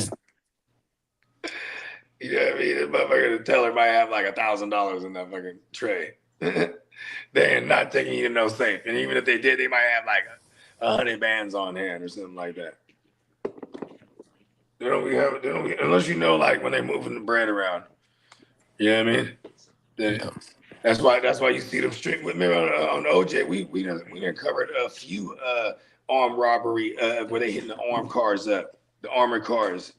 Motherfuckers is brazen because that means you gotta shoot because those they're armed guards in these armored trucks. You know what I mean? Super brazen. Wow, I'm watching Pat McAfee, and this guy did a 75-meter being slingshot, mega shot out of a fucking cannon. I'm all set on that. I'm all Cool. When he landed some water. No, he did it at a carnival, and it went into like a big old Thing of foam. yeah, big old like a not trampoline, but like a big old blow up thing. Pause, and then Yeah. just landed. So I'm 75 meters though. I'm all set on that. You got to have the math right on that, right? Yeah. Like, Yep. so they go, how much you weigh? And then they start sending all kind of fucking shit that weighs just like him. Like, it hits the concrete. Like, all right, that wasn't right. All right, let's try it again. And until they finally got it right, he's like, all right. Like, how, you know what I mean? I'm like, okay, you got to have this down. Perfect. The days of me trying that kind of shit was a long time ago. Not no more. I might do it. You just got to pay me good. Yeah, exactly right. Listen, if they told me, listen, I'm not, listen, if there's like, listen, we have $100,000, whoever does this, I'll have shot my nigga. Yeah, you only live once. I'm already looking at that fucking the woo wop, the little target. I'm like, I think I can hit that. Yeah. Oh man. Shout out to Cannon is old school. Yeah, that's kind of wild stuff though. So when are we bringing Playmakers back? Just after Vegas? Yeah, probably. There it is. I mean, we usually bring Playmakers back with Spencer's rankings, so we kind of did that, but he was just available in the morning. You know what I mean? Oh, okay, yeah. Shout out to Spencer Guru. Just out there. I know it's always good things when you're hella busy. But he's like, man, I wish I could make Vegas this year, but I'm just, you know what I mean? I'm just work. They put more jobs on me. I'm like, that's a good thing. You know what I mean? He's getting paid more. I'm like, hey, look, bro, you know what I mean? Get to the bag. You know what I mean? Because that time of year is just like he has to cover all the preseason games and all that. You know what I mean? Yeah, that's true. What's up, Bakes? What up, Bakes? Yeah, a couple years ago when he came out to fuck with us, he was on the laptop, at work, putting in his 8 hours. You know what I mean? Yeah, the commish says, I can't wait to make my first appearance on the Playmaker show. Yeah, man. Let's go. Playmaker, Crook. You feel me? I mean, technically, he already been on some, because the Playmakers, during the years, the Playmaker watch parties, as we call it, man. Yeah. You know what I mean? But yeah, we going full Playmaker that Thursday night in Vegas. Shit gonna be lovely. Yep. Chargers 49ers preseason game should be fun. I'm getting a pregame right now. I got my plan is to probably have just like chicken wings on like rotation. Okay. It's like because you can flavor them all sorts of different ways. Yeah, I like that. So we'll have like in this round we got barbecue wop with sauce, and in this round we got some rub, and this round we got fucking buffalo style, or you know what I mean? Yeah, 100%. Yeah, so, I like that idea. That's great. So I think I got a grill that I'm gonna bring over just for like chicken, and then some like vegetables and shit like that on a top rack. And are you marinating your chicken prior, or because if not, no worries, because at least we'll give you up for the what they are gonna marinate. I'm gonna bring the charcoal, the seasonings, and then I've got I've got the ability to bring chicken, I guess. No, because I'm just saying. I can buy it there. The shopping list. Just get a gajillion eggs for breakfast time. Also. Yeah. Okay. I don't mind making some because I am driving. I'll have the 24 egg joint. I'll go grocery shopping or whatever. No, listen. Because we're gonna go together on Thursday. I don't have a cooler, so that's one of the reasons why. All that outdoorsy shit that I had, I got rid of before I made the move up to Orange County. So I don't got none of that cool like travel. It's funny. I actually just had to buy some coolers not too long ago because I was like, damn, I'm tired of borrowing people's shit because I the same thing. I chucked the old ones I had. I actually felt empowered. That's crazy, right? When I got rid of so much fucking bullshit Like, Yeah. We do after that every time. We moved around a lot, so we always downsize. It's just I the was bullshit. slacking. I'm not a So, hoarder like that. bro, when I was slacking, when because I was married for 9 years and then separated, and then didn't get rid of any of the little kid stuff, like my daughter at that point was already like, she ain't doing any of this Yeah. toy stuff no more. And any of the crap that like arts and stuff, those are cool memories or whatever. But most of the time I'm looking at this and going, she ain't going to remember doing this. And if she does, she ain't going to look at it and go, man, that's fucking awesome. So most of the stuff I got rid of. The special stuff I got, I got a place for, but I got rid of a lot of shit, and it felt super good because traveling and moving light and all that stuff, Yeah. it's such a fucking weight off your shoulders. Yeah, or even like the last couple times we moved, man, I just paid movers. I was like, man, I'm not finna hurt. I don't need to hurt myself. I'll just pack everything and make it easier for them. They come through, break everything down, reassemble everything for me. Like, you know what I mean? Yep. Well, it's just now. Because I have a gang of shit though. I You know what I doubled mean? my Like, square footage the last time. even though we downsized. But that doesn't mean that I have to stay at this square footage. I wouldn't mind having more or less or whatever, but the ability to have less is key because you never know, like, what kind of and if you want to upgrade, usually, like, because the unit that I live in, it has a high square footage because it's older. The newer complexes that are being built, they have less square footage. They try and smash as many units in a building as possible. They don't really give a shit about. You ever seen China or Japan or like China specifically? They have like apartments. They're like 500 square feet, maybe even like 400 square feet. Like, it's just because there's so many anything. People, Say for like in New York City, if you're working with 2,000 square feet in New York City, you're already approaching 8 figures maybe. It's crazy, right? Like $10 million for like a 2,000 square foot fucking apartment.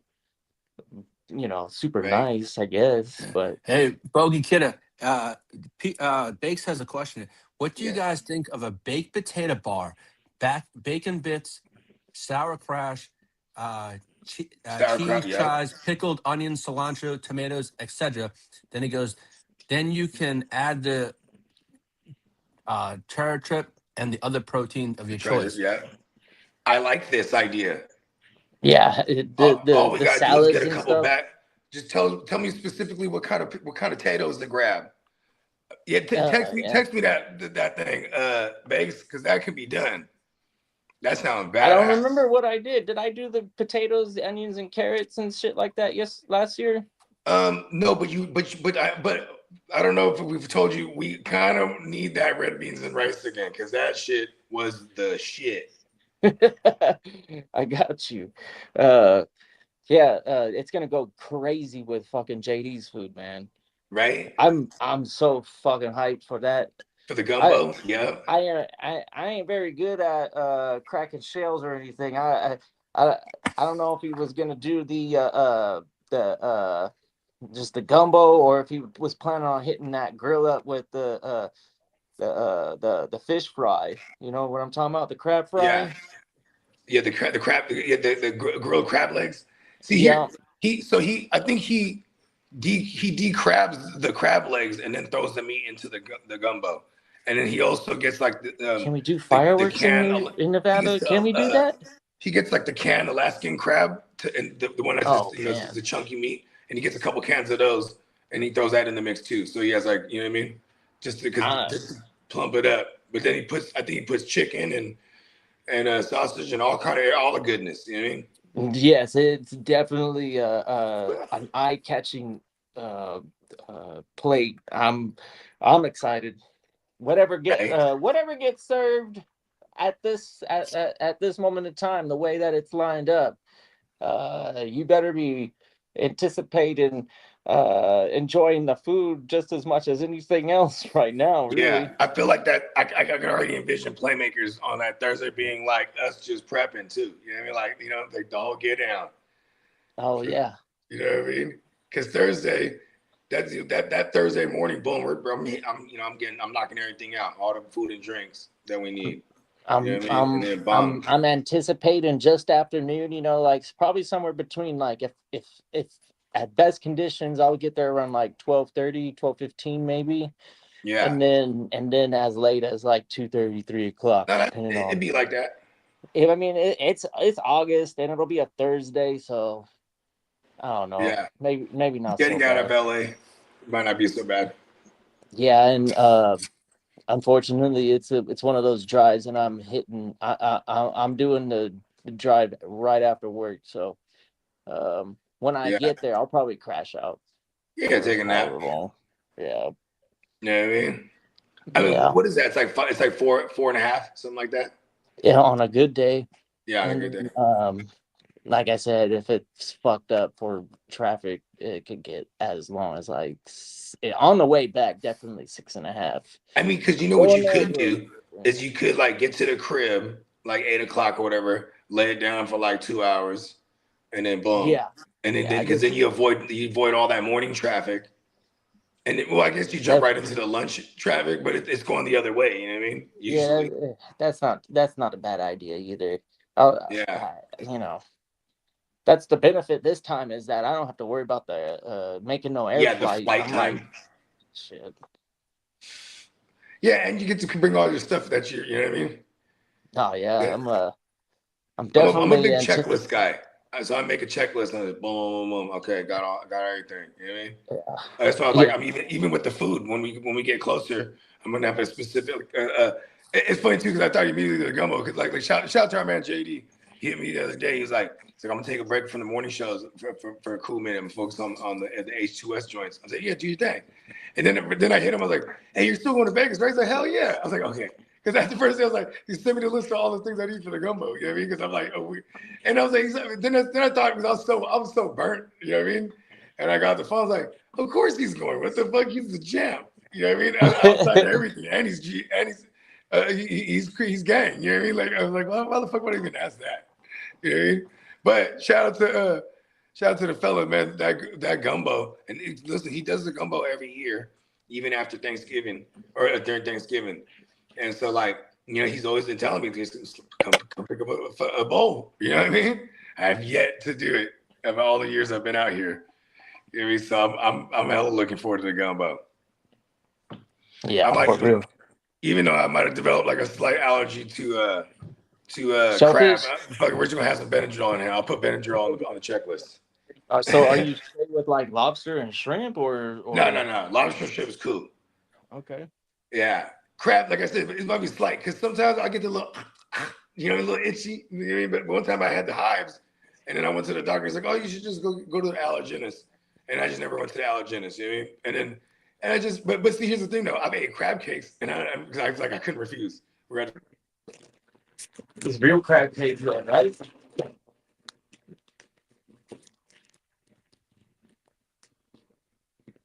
Oh, Dennis says check into the house at 4 p.m. unless we get an early check-in. See, I was a crab cakes. Sometimes they have that invitation crab in them, don't they? Hey, Kamish, I'm gonna hook you. What time do you land in Vegas?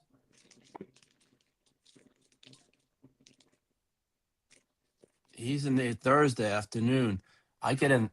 If Kamish wants, I could just stick around at the airport for a couple hours and wait for him if he wants. I don't mind. We can go there. Yeah. He's bringing a +1. He's bringing his old lady, huh? Who?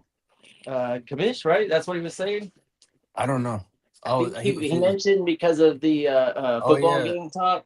Oh yeah. Then I gotta get an Uber to the place. I just gotta. Dennis told me to leave some information, so I'll get an Uber. Yeah. Oh, he's driving it. Yeah, that's cool. Sounds fun.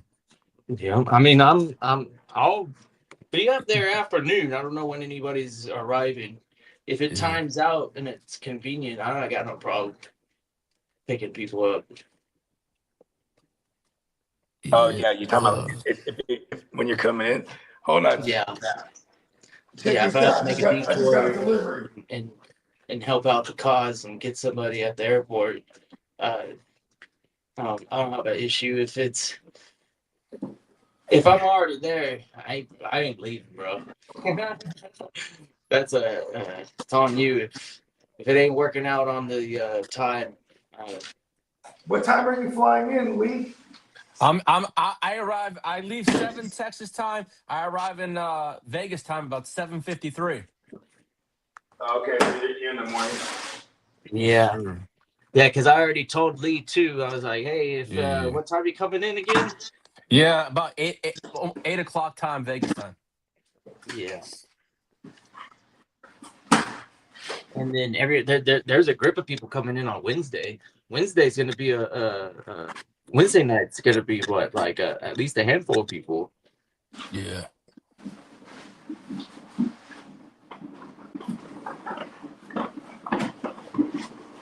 Yeah. So when it comes to check-in, I think we'll be there.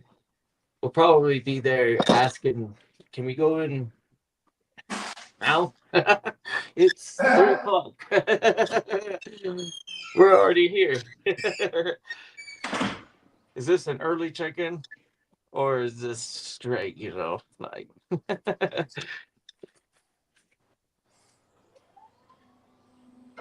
they do it on the strip? I mean, depending on the level of your membership, I know if you got like diamond level, you could definitely early check in, no problem. And we got him. We got the man with the diamonds already. Joseph himself will be there on that day one.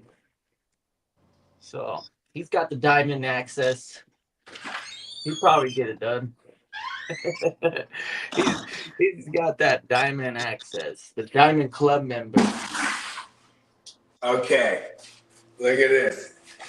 I ordered these joints 2 days ago. I thought they might come in like 2 weeks or something. These motherfuckers just arrived. Hold on. The ignorance is not over. Let me open this box. Oh yeah, there you go. Yeah.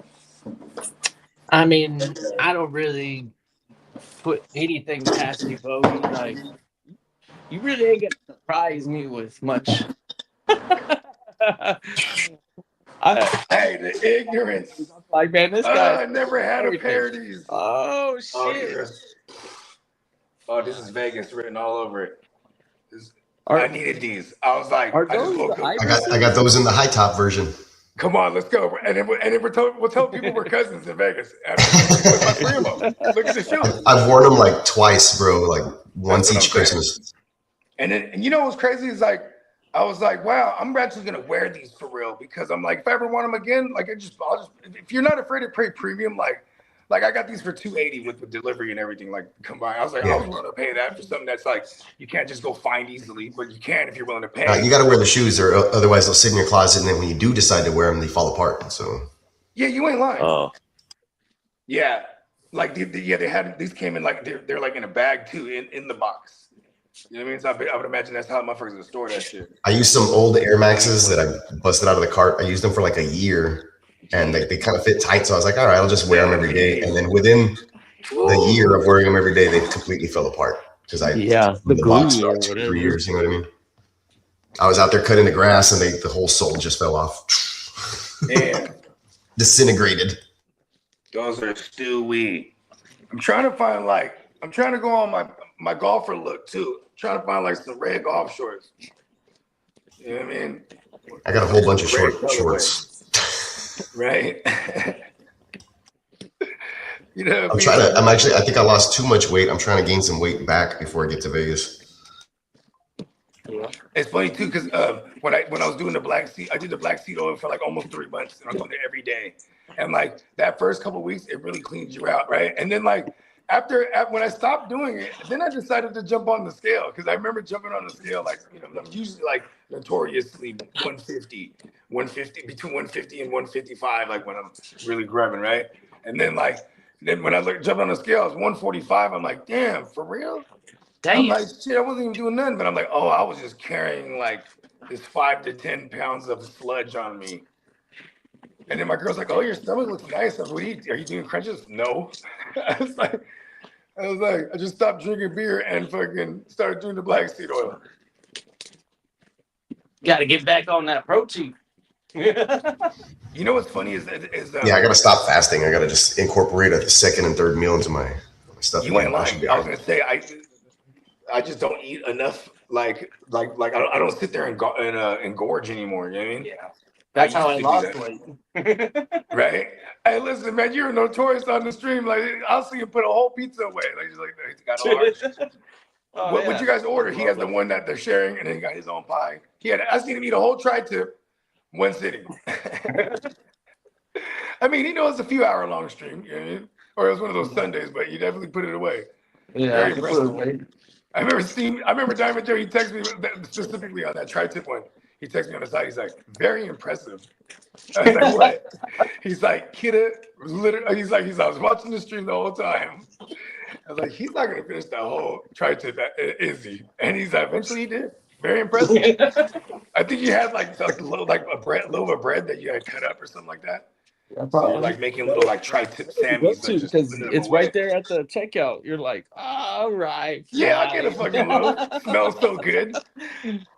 I touch the outside of the back. Oh, they're still warm. Yeah. Like, yeah, because they usually put those out like they usually once in the morning, once in and then was it in the evenings? Yeah. Especially in the evening too. The ones that are they're sitting there. They're just gonna toss those anyway. So they're selling even shit. Yeah, because they're throwing it in the oven. They're heating it up. Yeah. Yeah, because that dough is probably frozen. They get it frozen. They just throw it in the oven and bake it that way. I highly doubt there's somebody back there making fresh bread. It don't taste like fresh bread either. Yeah. That's a certain. There's something special about having like homemade bread. So my cousin, right? My cousin, he's my cousin, so he's clearly Filipino, right? But his best friend's a Vietnamese cat that he grew up with, and this dude, he's a real entrepreneur type shit. So his partner started a Bomni like stand. Okay, you know French bread, yeah. Yeah, like right, and then to support, and my cousin, he was like his partner, like not in business, but like helped him run the stand, and of course he got paid good, but like. Yeah. You know what I'm saying? It was, it's a whole ass work because you got to break the stand down and you got to put it on a trailer, and it's a big fucking stand where you basically have ovens there. You know what I mean? It's a whole thing. So you got to get up hella early, go to the baker's and pick up hella rolls of bread, but the rolls are frozen. See, they would never tell me. This is like some of the trade secrets because we would go and support too. My cousin would post there like, "Oh, let's go get Bommies," and then they'd always, hook us up. But I'd still always, if they said they hook us up with a discount, I'd always just put a tip to make it, because I'm like, I'm here to support, right? Put a fat tip to make it like I paid the full price type of shit. Anyway, make a long story longer. Their sandwich was so bomb. I'm like, what do they do? And then my cousin, he spilled the beans like the bread, the loaves of bread are frozen and they bake them. You know what I mean? On the spot. So you're getting like a fresh baked joint. That's why it's so doughy in the inside. I'm like, oh, that's fucking brilliant. You know what I mean? I'm pretty sure they all do that shit. You know what I mean? There's this place called like Duckwa, right? Shout out to Duckwa. But anyways, they got one out here in Sac too, actually. But in Duckwa, their Bomnies, their specialty is they do it on a garlic bread.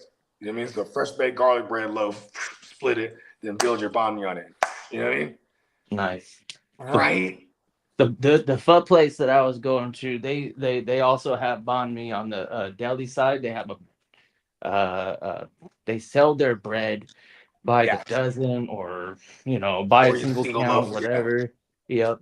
And I kid you not, there's a line for the soup, and there's a line for the deli and the bread, and then of course, you're familiar with the that like gelatin, fucking like, that shit right there. The lychee shit. What is that shit called? The lychee, that little tea boba, thing. the boba shit. It's kind of like boba, Yeah, like all the pearls and the thing, And then not to mention the desserts, they have them all wrapped in the fucking thing. You know what I mean? You have like the custard desserts or the taro desserts, you know what I mean? A lot of the joints that do the macaroons. Ooh, because you got to remember, Vietnam was colonized by the French. Yep. So a lot of the French influence stuff fell into their laps, and they perfected it. Booga in the house. Man, I'd rather have What up, Vietnamese Booga? food than French food. What's up? Yeah. Hey, Boog, if you want to hop on board, we're just shooting the shit. We'll probably be rocking for like another 15 or so. If you can talk, brother. Yeah. and Boog, I've been meaning to call. Been meaning to call you. I actually got your number from Lee last night, but I was gonna wait till today because I figured I let the man recoup. You know what I mean? He was going hard. You know what I mean? But very impressive. Very impressive lineup. You know what I mean? Glad, and I just wanted to thank you for letting us be in the closers, man. You know what I mean? You had to finish strong. You thought of us. You know what I mean? Let's go. Booga, man. I had myself a time sitting there and on the rewind. I'm glad I caught the initial start, but looking back at some of the stuff that you've done, I haven't been able to catch up to all of it, but your channel's fucking awesome, bro. Yeah, he's dope. Yeah, man, and it was definitely a pleasure. You know what I mean? Yeah, but I was just telling Lee earlier too. I was like, man, we need to get Booga out to Vegas. Yeah. I'm like, I don't know if we can. He's an animal. I'm like, we might need Booga in Vegas. You know what I mean? We just gotta make sure youngster is. Oh no, youngster not even old enough. Like you stay home, youngster. Yeah. He's so funny. Soundwave pulls up. He going to that- school though. The kid's going to school. Good kid. Yeah. But it was hilarious though. That'll forever go down. That will definitely be something that's a memorable episode. He said, "Give me 5 minutes." Yeah, all good. Take your time. I sent you the link. That shit was comedy. That was funny. Yeah, it was hella. Listen, I was going in and out of the Matrix. So at one point I was like, I'm just gonna watch this. Put popcorn emojis in the chat, like, cause this shit was hella. Like when he kicked his feet up, because I'm like, all right, what? You know, the kid was quiet, and he's just getting berated. He is. A bullet getting obliterated, and then he just kicks his feet up. And I was like, I can't. Hey, you know why? Because I'm not gonna lie, I missed all that shit. I was like, what the fuck's everyone laughing at? I'm like, what the fuck? Bogey's on a fucking trip right now. I'm like, oh shit. Hey, if he puts the mic on and he plays a little bit of video games, then this ain't nothing. He's in that generation of online being on the squad and just shit talking because you got all the protection in the world being online. Yeah, you got all the protection of fucking the Matrix. Yeah. They're not talking a bunch of shit like that IRL is what he's thinking. Oh, hell no. You know what I mean? Not against no Unk either. You know, that's what they call us. Interacting with the kid at first, I was like, oh, okay, because he looks older than his age, right?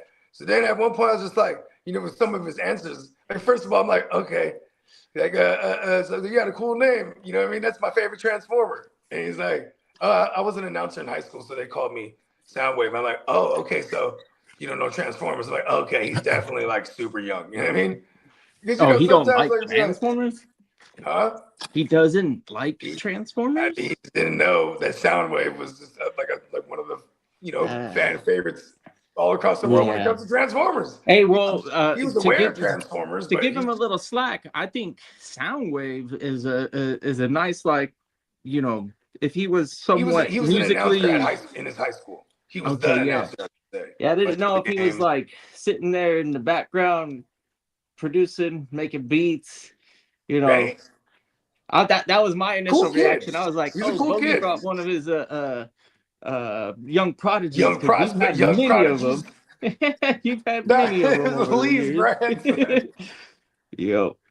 And so to learn all that stuff, he's totally a different character, and I want to take credit. Nobody knows, but I was probably the first. I know I was the first one because immediately when I started hearing Soundwave Nick, I was like, man, this guy is like Lee. It's like must be the grandson of Lee. Yeah, totally. I wasn't the one who started it. It was like first. Yeah, I have to take credit for that, Lee. Son. So if that's Lee's son, or that's the Tito, right? Because that's Lee's son, and then you can lash out more like grandson. For it. you can lash out at me. I want to say I was in Yeah, on it because just you were as much like as more like anybody else. grandson, so it went from son to Yeah, I grandson. said grandson because Lee is a little bit Ah. impressive in the looks. He has the genetics, but he's probably 155. Yeah. He He doesn't look claims a to be day over he claims to be 45, 50 but or he looks like 51, whatever it is, Okay. but he's probably 155. I'll be right Bogey in the Matrix. back. I just sent Booga I'll be right the back. link. I just sent Booga the stream link, so be on the lookout. Oh, and it looks like shoot, crazy news. I have a damn commercial. What? Okay. We'll see what that's all about. What's up, man? What's this commercial you talking about? Hey, Bogey's in the Matrix. He'll be right back. Yeah. I get commercials all the time. What's good, y'all? Yo, hey, how's your voice? Listen, dude, everybody's making fun of me because, listen, I had that bogey gravel in there for a minute. I'm telling you right now, I had that growl. My kids were just like, Dad, I've never heard you sound like this. Well, I don't usually talk for 12 hours. I'm not a big voice. Good shit, man. No, you I woke up. Well, I woke up at 4 o'clock in the morning. I finally built the skipped chair. commercial. You guys were so kind. Thank you so much. That means the world to me, dude. We busted our ass yesterday, man. Lee was incredible. Not enough credit I can give you. There's not enough in the world to give you, man. It's one of the first things I'll bring up. If anybody wants to ask my opinion on Lee, it's like this guy grinds. This guy during the grit don't quit. I mean, he's literally the one that's there. And he might not look alive, but hey, he's there. Battery is recharging, right? Yes, and then as soon as the news breaks, oh, wait, hold on. Dude, he's all over it. No, he's an absolute machine. I can't thank him enough. I couldn't have done yesterday without him. And I mean that verbatim. I could not have done it enough. We got so many compliments, Lee, from the guests. I've got Adam Rank, Amy Trask. Bert even said it was really nice to see Lee on the show. Bert doesn't compliment me ever. So maybe you're his favorite now. I don't fucking know. Dude, I was raised you treat others how you want to be treated in return. So to be their guest, but everybody loves you, man. I learned a lot from Amy Trask. I ain't lying. Every time I was listening to that whole shit. She literally, she was an executive in the NFL, the first female to do it. Her breadth of knowledge is just insane. And the fact that she's been a part of, it wasn't just like the football side. Like she was a part of the numbers side too. Like she knows the league in and now, and she's respected by everybody. She's overly polite, which makes us look good because we're a bunch of fucking assholes. Yeah, she could she could collect you or what is that? Gather your attention and get you on their level. Yeah, absolutely. You got to play up to their game when you're in their shoes. We don't want them playing to lowering themselves to our standard. I mean, that could be entertaining, but no, it'd be like hey, she talks involved with them. Hater for life, let me tell you that. She's got words in there too. She just can't do it professionally because she's still working. Yeah, that career is no joke. I see you, big dog. What up? What's up, man? Hey, Derek. Hey, man, thanks again for having us last night. Oh man, you better stop it. Thank you guys so much. That was insane. And to finish with the closers, come on now, that's nutty. And, I threw on a fresh ensemble, but I was only wearing it for an hour. I was like, I'm wearing it again. I was like, I'm wearing it. So I'm in the same clothes. I just changed hoodies, baby. Come on now. See, come on. We so nice we had to do it twice. Yeah, we had to rock that bitch twice. My kids were born in Walla Walla, Washington, so they always used to say it sounds so nice they had to name it twice. Walla Walla. Come on, Walla Walla, Washington. You gotta say that about anything twice, right? But that's hella funny that's actually the same. Like it's my life, of course, because I was born in fucking Kalamazoo. People don't even think that's a real place. No. Listen, no. Here's the thing. I was the same way until we had this one dude named Zoo Crew. That was like his screen name or whatever you want. And he was from San Diego. He moved out there, I guess. Yeah, right? he had moved. He moved from Kalamazoo to San Diego and then back to Kalamazoo. And then back to Kalamazoo. Yeah, because Yeah, I met and this like, guy. I was like, Kalamazoo is the real place? Just like the Poconos. I thought that was just people like, oh, he went out to the Poconos. Like he got out of Dodge. Like I thought these were just sayings. I didn't know Poconos was an actual place. Somewhere out there in Bumblefuck. Right, exactly. That's a real place too. Well, to be honest, when I was looking at the globe as a youngster, Lake Titicaca stood out more than anything else. Still does. What do you mean used to? I was like, there's no way that's real. Are you kidding me? Like I'm definitely trying to go to. Ever since I grew up watching. Hey, that's a landing spot for aliens, man. Lake Titicaca. Dude, Derek said Hey, that's where Cornholio's from. Lake Titicaca. I am the great Cornholio. Hey, hold up. I got a Lake story about that movie. I went to see that movie in the theater when we were kids, and we had gotten so high. I passed out 4 minutes into the movie right after they lost their TV. I woke up when they back, missed the whole shit, man. They're walking and they're walking back with their TV. Yeah, no, literally, we're in the theater. Friends are fucking with me, putting popcorn in my ears and weird shit. I was out. I definitely remember going to watch that shit with my buddies. I was probably like in the 6th grade. I think. Yeah. I wasn't getting loaded yet. I don't think yet when that movie came out. I think that movie came out I was like 12. But a little older. I totally went and revisited it when I was like a psychedelic enthusiast, because that whole Alice in Chains like psychedelic scene, or is it not Alice in Chains? It's Alice Cooper. I know what you're talking about. Alice Cooper. Alice Cooper. Yeah, you know what? They eat. They're in the desert and they're down there dying, and he's like, and then just Beavis decides, oh yeah, there's water and the cactus, or I can't remember if it's him or Butthead, but they start eating the cactus, and now they're like, oh, they're on peyote. You know what I mean? Yeah. Yeah, you gotta love it. Mike Judge he hasn't lost his touch, bro. He still knows how to write for that Beavis and Butthead shit. Right? I mean, didn't that dude go to like Harvard or like Yale? He went to one of the big schools. Oh, he was Ivy League. I don't remember the school though. Yeah, Yeah, right. he is somewhat of an intellectual. Anytime you hear him in an interview, he starts to go crazy on shit.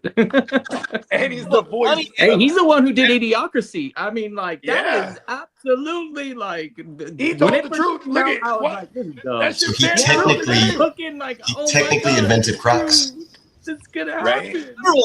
Crocs stole his idea right now. Oh no.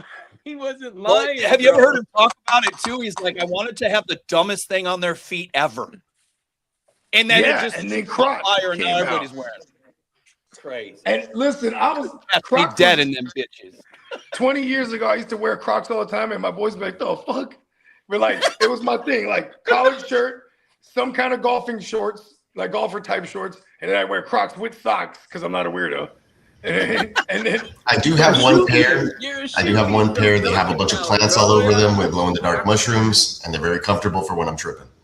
Speaking of mushrooms, hold on. If you want to watch a movie that's fun, this is gonna sound crazy while you're shrooming or anything, any acid. Watch Lion King. There's literally shit built in by the animators. I promise it's wonky. Oh, it's a lot of fun.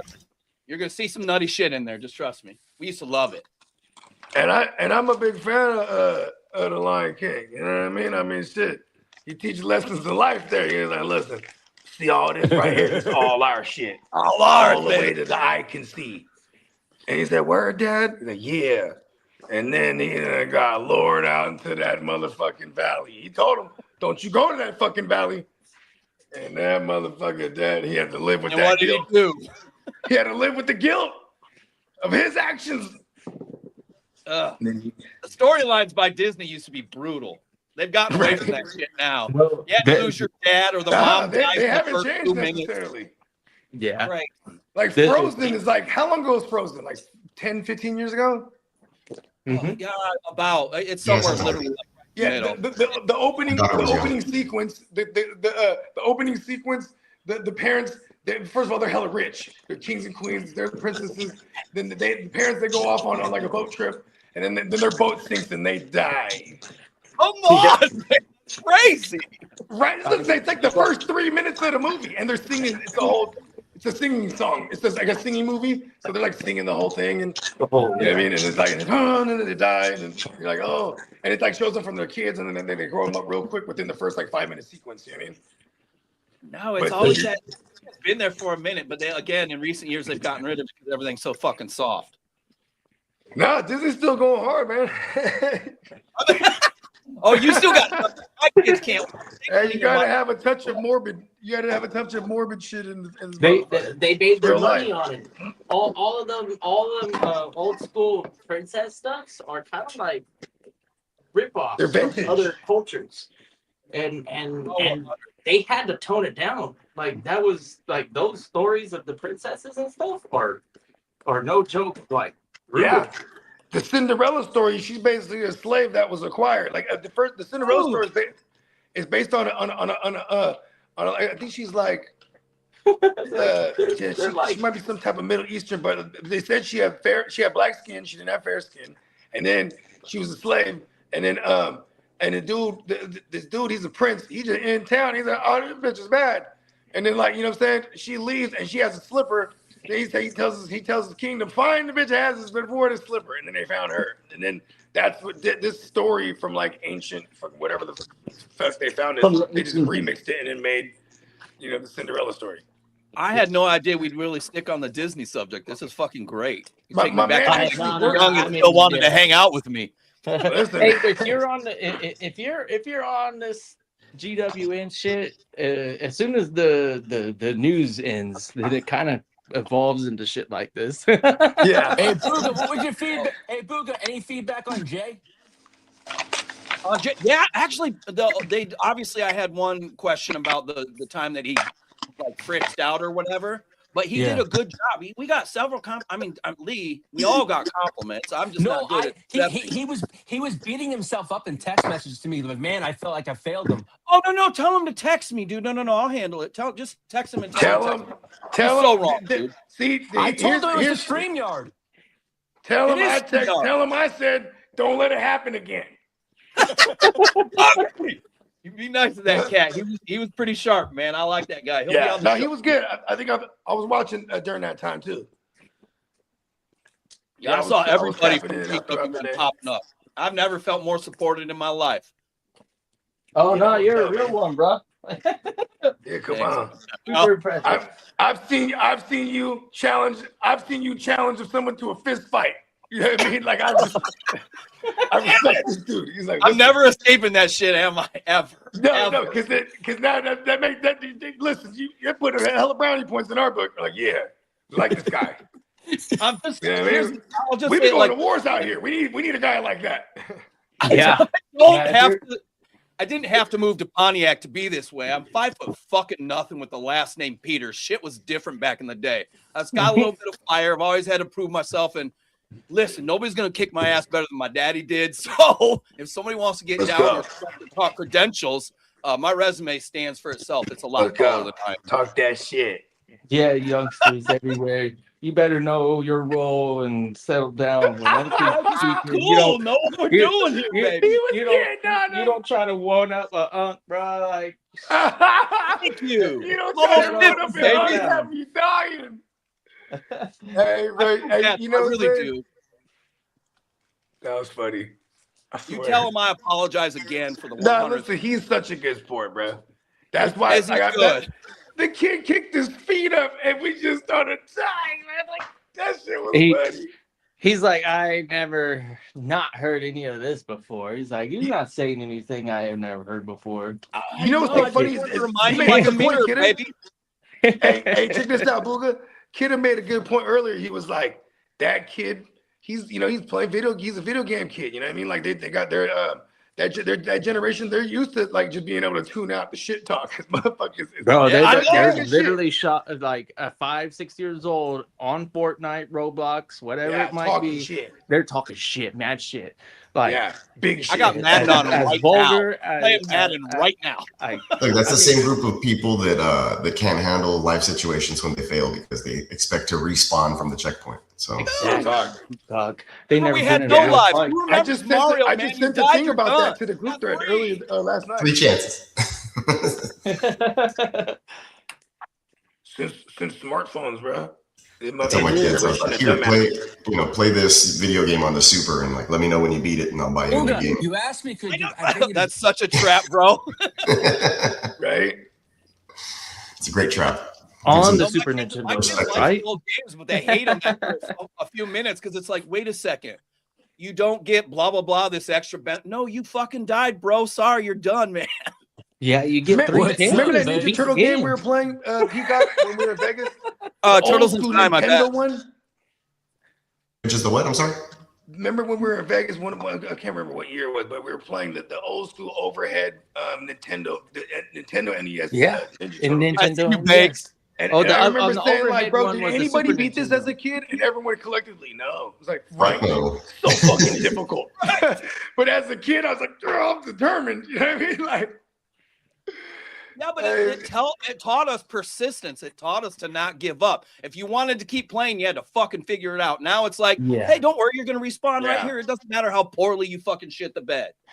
Hey, I mean, shout out to Fortnite, though. I'm like a motherfucker. I'm a nerd for that game. I have to hand it to that shit. When I was 30 years old, that came out. First time I ever seen, I was 30 years old. And I'm like, what the fuck is that? Did you just put up a wall? And I was like, that's pretty useful. And then I tried it and I couldn't do it because at that point I was already nerdy enough to play Call of Duty and Battlefield and Counter-Strike. So keyboard and mouse, I wasn't playing Halo. I was playing those games with keyboard and mouse. And then I could only get that game on PS4 when it was accessible. So on that controller, forget about it. I couldn't do it. Forget about it. It took a whole chapter, which is like 10, 11, 12 seasons of Fortnite. And then before the beta, but I was paying attention. And I definitely only got to a limit. And then they progressed enough to where there's like, they took care of me, you know? They made it easier for me to edit. So instead of doing the whole tile selection, I get to do this thing called simple edit. And then all I got to do is press one button, look in one direction, press one button, and it edits for me. And that, ever since I did that, I'm like fucking shitting on all of these like 10-year-olds finally, because that's like realistically like my fucking fierce. Dude, those kids are I must trust you. I'm like, fuck. The 10-year-old though in Fortnite is crazy. You'd be like, man, how is your brain keeping up with that? Like, how do you even know what to do and react? My son loves that game. He's got like 60-something crown victories in a row. It's stupid. Yeah. You know what they call me? Operation Moving Target. Right. I play Fortnite with them, but I get my ass. I tried to get into it with my kids because my kids, they get down. My kids, my son and his friends always kick my ass when I jump into a party. So I'm like, I don't want to play with y'all. Yeah, it takes some dedication. What ended up happening was, because I was 30 and my daughter was probably, what was that? I guess she was 9.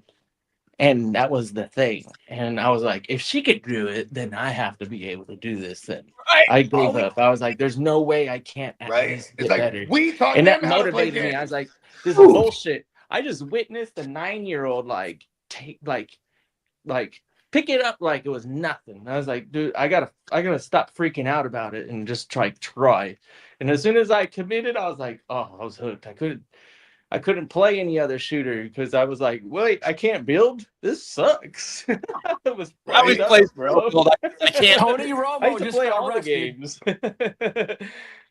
What happened? Tony Romo got arrested in Milwaukee. Is he drunk? Tony Romo. I don't know what for.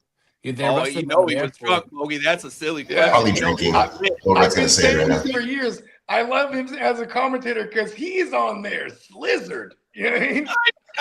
Nobody knew forever, and then everyone knew.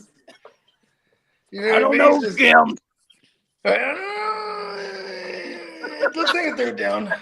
Get the fuck out of here. I love him as a commentator. I want him everywhere. I loved him in fantasy too. And he was arrested for an OWI. Operating while intoxicated. Oh shit, he was on a boat tearing it up. Or a jet ski, some kind of motor vehicle. Unless Unless it was a drone. Yeah, or I was gonna say some kind of hovercraft, or he could have been on the slingshot or something. What do they categorize those slingshots as? Definitely, they got to be motor vehicles. I mean, like anything on the motorway. It says he was taken into custody after performing poorly on a standard field sobriety test. That's what they said. I want to hear I want to hear more than that, man. I'm so sick of people putting that shit in headlines. Oh, he performed. He also submitted to a breathalyzer, but he declined the breathalyzer too. Oh, well, there. Well, that answers that. That's his right, though. He knows. He knows the law. That's okay. I mean, I don't hold that against him. I mean, because he said, "I don't know about that one, officer." He's just exercising his rights, bro. Hey, for some reason, in my version, Jim Nance is there. Hey, he could be completely innocent, and he's just pissed off and irritated. Jim Nance is in the passenger seat. Go through this whole fucking thing. For real. Jim Nance is mad too. He's sober. He's like, "I told you to give me the keys." I don't know about that, Nance. I'm driving. I'm so sorry. Sorry. That was pretty good. That was pretty damn good. That's horrible. Well, hopefully it plays out the right way. And if he's guilty, he's guilty. But if he's not, can we quit fucking with these people for the love of God? I know people are drinking and driving when they shouldn't be, but if he didn't actually perform poorly and they're just trying to make a headline, that shit's weird. Here's my thing. I know old habits die hard. People want to take care of themselves, and he's getting $50 a season. That's like quarterback money currently. Yeah. Right? Like, hire a driver if you know you're gonna get slizzard. You know what I mean? I'm a fucking driver. 100%. I'll be getting faded all day. It'd be a wrap. Like, let's go, driver. My driver would love me too. I'd be like tipping him. Like, yeah, let's go. If you feel like driving, I'd be like, let's go rent out this track real quick. I'm just gonna hop in a car. Right. Hey, that'd be a crazy ass live stream. Like, listen, one time and one time only, live, drunk, NASCAR. You know what I mean? Like, hey, no, that's called the demolition. You've never seen it. They have to drink 4 beers and then get behind the wheel. Figure eight. That's the figure eight race. Have you ever seen those? Yeah, they drive in a figure eight track and they got the intersection. They just plow into each other, bro. It's I used to live in North Carolina. Demolition Derby. You can pay to get on the it's track. kind of like that, but I feel like they're all drunk in Demolition Derby. They're hauling ass at that intersection sometimes. Some of them, or depending on where you're at, if you're in Oakland, in the Bay Area, but some of them are realizing that their car sucks ass, and they're like, "No, time to fuck them up." That's hella funny. It's one of those things when you're 8 years old. There's nothing better. Oh, I love it for sure. Come on, man. Yeah, it's like cars just crashing into each other, bro.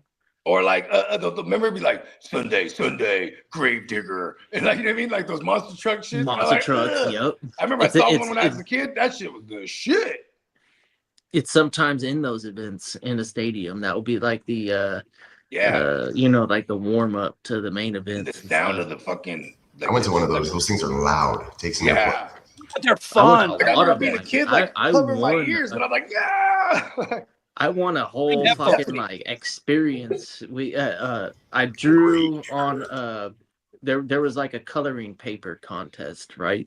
Yeah. And I drew out a monster truck and submitted it, and I won. And you got tickets to that motherfucker. It was a local burger joint, and so like you could invite 25 people, and then they had one of the monster trucks that was at the rally at the restaurant. So you go out there, climb up on the tires, and get up in the cab, and that shit's hella big too. It was dope. Right. I was like, what? And they said, you know why I think you got a lot of votes? Because on the tailgate, I wrote out "move," and as like a 9-year-old or whatever, and I was like, probably for all the adults, they were like, personality. Oh my like, god, that's Tony funny. Romo's mugshot was bad. So what was it bad? Can you post it on the screen? Was he lit then? Am I on the wrong side of the argument? Lay it on, Here we go. Oh, one way.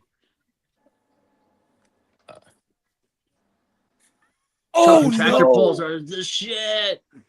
What did he do? Get fucking pulled over at 4 in the morning? Like, what did he do? Go make another beer run?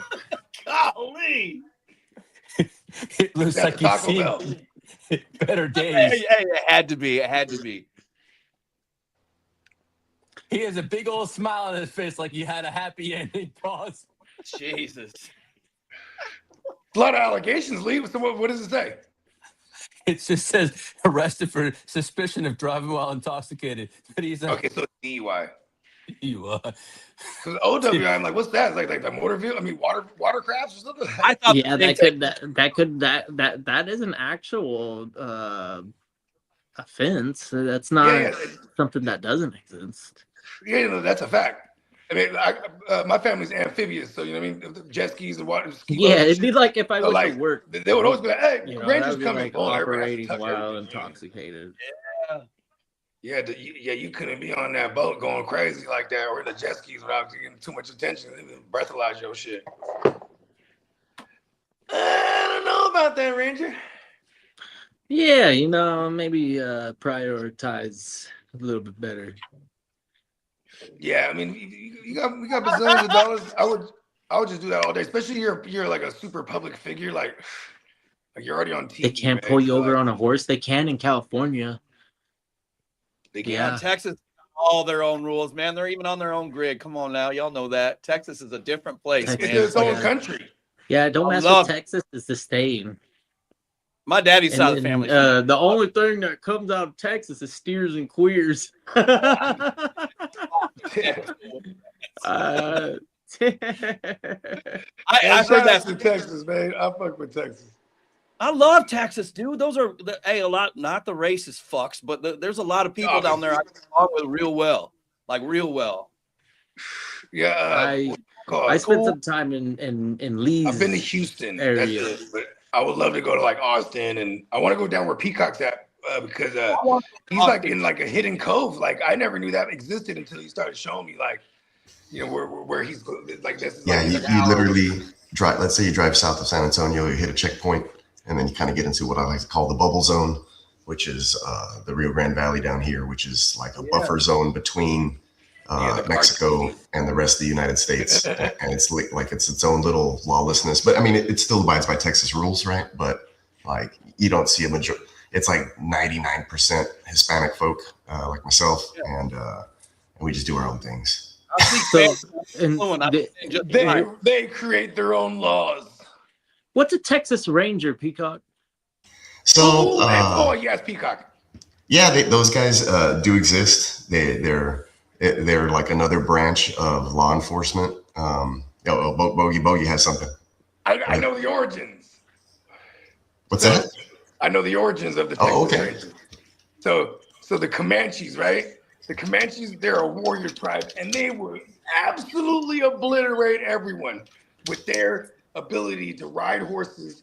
And they would like hang off a horse and be on the other side of the horse's neck shooting arrows, and rapid too. So then they're trying to move in and settle.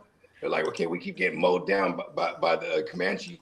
So then they hired a force, but then this force they called the Texas Rangers, but they armed them with 6-shooters. This is the first ever where they had some 6-shooters now. So they can combat the rapid nature of them shooting these arrows at them. Now they just bang, and they quickly reload. You know what I mean? This was state of the art at the time. You know what I mean? Yeah. Wow. So Peacock, he typed it in, and I appreciate that because the Chuck Norris wasn't far off from the truth then, because that's exactly the role that show was badass. Yeah, come on. Yeah. Walker, Texas Ranger. Yeah, so they're not just like assholes on the side of the road waiting for fucking like a drunk driver or a speeder or whatever. They're like literally involved in the most like important cases in Texas. Hey, I think Peacock has proven that Bogey had it fucking nailed. Yeah. I'm just saying, like, come on. That's what's like. Call on me. Yeah. Listen, we have a look out for me and Kitteh's new show called the Dunning-Kruger Effect. Yeah, right? we just swear we know everything. We're well on our way to something that's gonna be probably pretty successful. Once we get it going, we're gonna swear it is because Dunning-Kruger Effect. Yeah. Yeah, I know just enough to sound like a big asshole. Yes. Yeah, like, see, to hold a convincing bluff, every so often you have to have the cards in your hand, and that's when those ones like, oh, I know the Comanches. Well, they are still today. I didn't know that. I thought that shit was done. I thought you might have been a little wrong on that, Bogey. My bad. I gotta trust you. No, it's all right. No. I'm in all kind of warfare, and like at one point I went down the rabbit hole of like war tribes. Like their whole thing was war, and they'd follow around the buffalo because this is their whole diet, and then they'd be in buffalo skins. They were fly, and then, you know what I mean. But they were just ill marksmen. They changed the game, riding the horses. They riding the horses bareback type of shit, man. And then they would just slide. It was flying on it. Like so there's fools that have made paintings of this shit, of like these events, because obviously back then there was no cameras and shit. But in some of those paintings of the war scenes, you would have these fools hanging off the side of the horse, and they're using the other side of the horse as a shield, and they're underneath the horse's neck, just hitting arrows off. Lou Diamond Phillips did that Young Guns. I just want to throw that out there. See, got it from the Comanches. They probably got it from the Texas Rangers. He just what was it like a couple of years ago? I remember that I got the news that he had passed. I was like, oh man, Lou Diamond Phillips. Oh no, right? Yeah. Isn't he like? I think he's like half Filipino, isn't he? I don't know. Oh no, that's but him and LeBron, that was a pretty good role. I liked him and LeBron. What's his name? The Hulk. Never mind. Yeah. Got it, Lou Ferrigno. Come on now. That's old. Oh yeah, that's Ferrigno. Yeah, there you go. Ferrigno. Yeah, Lou Ferrigno for 500. Lou Ferrigno. Yep. Lou. Who is Lou? Not Luke. Lou. That was my dad's hero. He loved running right through a wall, dog. Yeah. Show up. Incredible Hulk, bro. My bad. Like, I could have used the door. But he was born in 1963, so he was definitely a kid. That shit was tight for him. Yeah, my dad was 50. He was born in 56, so he's actually turning 70. He's gonna be in Vegas with us per usual. I told him, I was like, you got, and we're he used to be at my Uncle Pete's house too, in the same town or same side we're gonna be on. So he's definitely gonna make a cameo appearance, I'm sure. Love your parents while they're here, baby. I mean it so much. I mean it loud and proud. Love your parents while they're here. Please do that. Yeah, come on. Yeah. Come on. You know what I mean? And so Booga, what do you got going on August 21st? Yeah, or even just that weekend. Don't you put me on Come the out spot. to Vegas, man. Listen, I already started checking shit when I heard that the bogey man over here was like, "Hey, man, we got to get Booga." We might need, but the Boogaloo. You know what I mean? The Ooga Booga. He's the animal. Are you? So the fantasy football side of things, how serious are you? So here's the deal. I haven't played in the league for 3 years just because I've been too busy. I think you guys know that's where I've been. You're doing the Chargers content. That's dope. Chargers stuff, but I own a private cleaning company. We don't advertise or nothing. We clean some of the houses near the Detroit side that are professional athletes, former professional athletes. I only have 6 accounts, but it treats me well. That's all you need. My kids are expensive, man. I need extra cash. And by the way, I gotta support my habits. You telling me? Yeah, so you were quitting today. It is today. Today's my last day, the 24th. Oh, really? So I was supposed to quit yesterday. Damn it, I forgot because I had too many yesterday. That's okay. I forget myself. I'm okay with it. He's like, I already announced it. Yeah, I just didn't follow through. Hey, so actually, off to the greener pastures. I would look at it. I'm always a glass half full type of guy. Glass half full. There you go. Glass half full. Yeah, I'm a special dyslexic today. Anyways, yeah, you know what I mean? So, off to greener pastures, right? You know what I mean? Closing the chapters. All the chapters. Listen, man, I've had a blast. And I will say this. If for some reason I wander my way to Vegas, we'll reopen the door to alcohol for sure, because I'm not going to be sober around all you animals. Your fucking machines are going to be content the whole time. I'm going to have some beer. But I know this cat over here is going to be twisted in a lot, and he and I are going to get along. I'll help you out, bro. I stay sober most of the time. Yeah, there's we have a thing called California sober. 99.9% of the time. Yeah. Okay, I love that. That doesn't surprise me actually. The more I learn about you, Peacock, that's cool as shit, man. Much respect. We call it California sober, where it's things from the earth is fine. You know what I mean? Love it. Oh yeah, God, hey, it literally says in the Bible, make use of seed-bearing plants. Man, I'm with it. Come on, yeah, brother. I'm just saying. Yeah. I didn't write it. I just read it. But also too, you know what I mean? Just even just I mean, well, you're coming from Michigan. You know, even if you wait it down and you decide last minute, it shouldn't be too much to jump on a plane. Only a few hundred. Oh, you know? trust me, we're moving some shit around right now. We got a little cash hanging out that we can work with, and if it's an official invite, make it official right now. Yeah, let's go. Come on. You know what I mean? You can room with Lee. We got a new one. If you score, man, whoop your he just doesn't sleep. This is why I say he's a robot. Like he just doesn't sleep. Like, he never sleeps. When does this guy ever sleep? No, because I have baseball. He is sober 100% of the time. No, when he texted me this morning saying y'all were going live, I was like, "What is this guy? He's a fucking robot. He's an absolute animal." Yeah. No, he looks forward He's to a it. machine. He wakes up early. He does his work. Hey, at gets 4 it all o'clock in the morning, prepared. I was putting a chair together. When it comes to Tuesday morning, Friday morning, especially. Hey, the chair looks great, by the way. I'm jealous. I got to get a new one too. Hey, shout out to my wife. She bought that one for me. I know. My kids and my lady, they got me this chair like when we first moved here, and it sat in the box. And I kept telling myself, barely last year I put it together. I was like, you know, on Father's Day too. I was like, you know what, fuck it. I got a new chair. Look at that. Yeah. Hell yeah. I know. I have a bigger chair in the basement. It's just I can't fit it up the fucking thing now that it's put together. It's too fat to fit up the basement stairs. I definitely want to do like we first moved out here a couple years ago. You know, I had like an order of business, but my garage, little / man cave / studio area was always going to be last on the list. But now I'm on it. Now it's up next. I'm going to do my whole garage up. I've done this show from all places, literally. Bolt Blitz has been around since 2010. I've done it from a closet. I've done it in a bathroom. I've done it in this office. I've done it in the basement office. Done it in San Diego. Done it in Jersey. Like we've been all over the place. We actually were in Houston one time. We went to the NFL draft at Radio City Music Hall several times. Wherever I'm at, I can always do a show, baby. Come on now. Yeah, come on.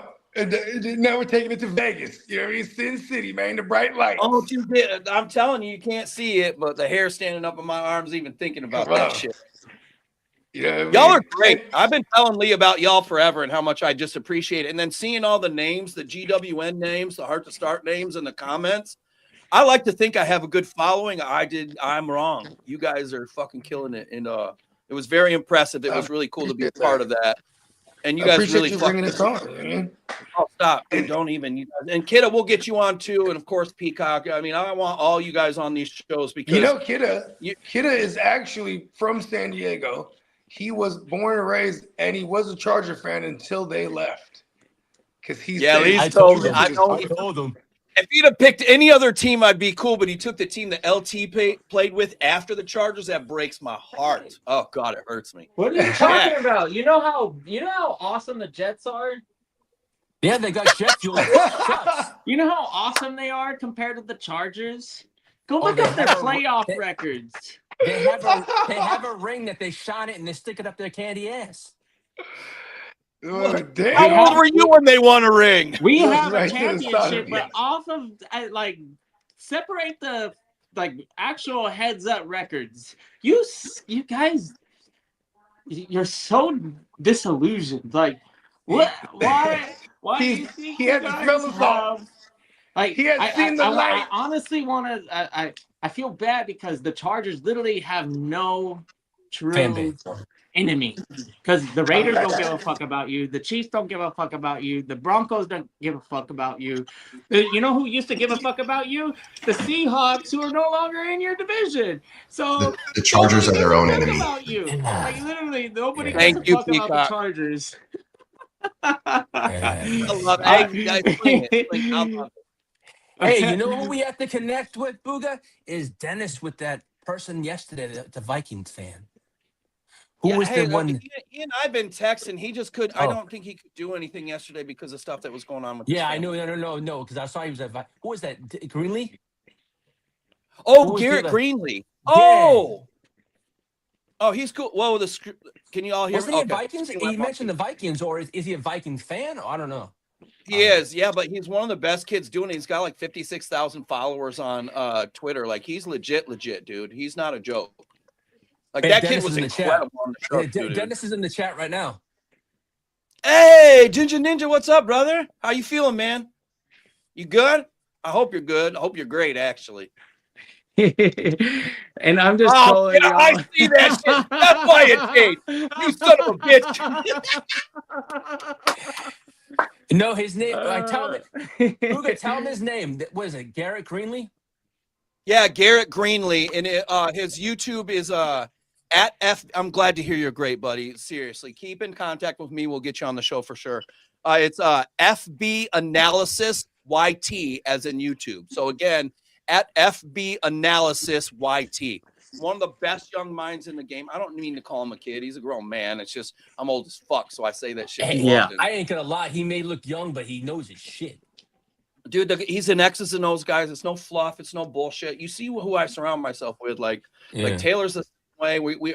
I'm not building robots, but I'm building a team that complements each other. And that's why yesterday was so perfect. We had so many professionals. We had fucking everybody on the show yesterday. We went 12 hours. We had people, by the way, Lee, we had 5 people cancel.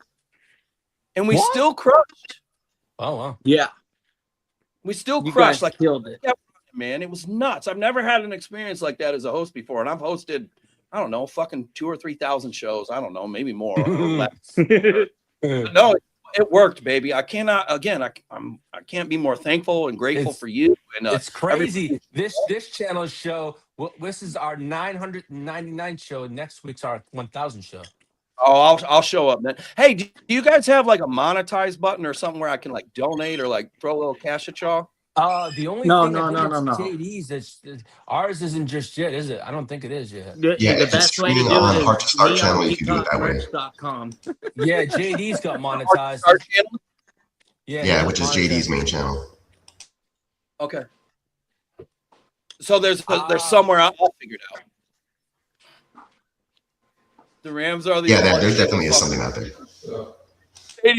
Fuck you and Cronky.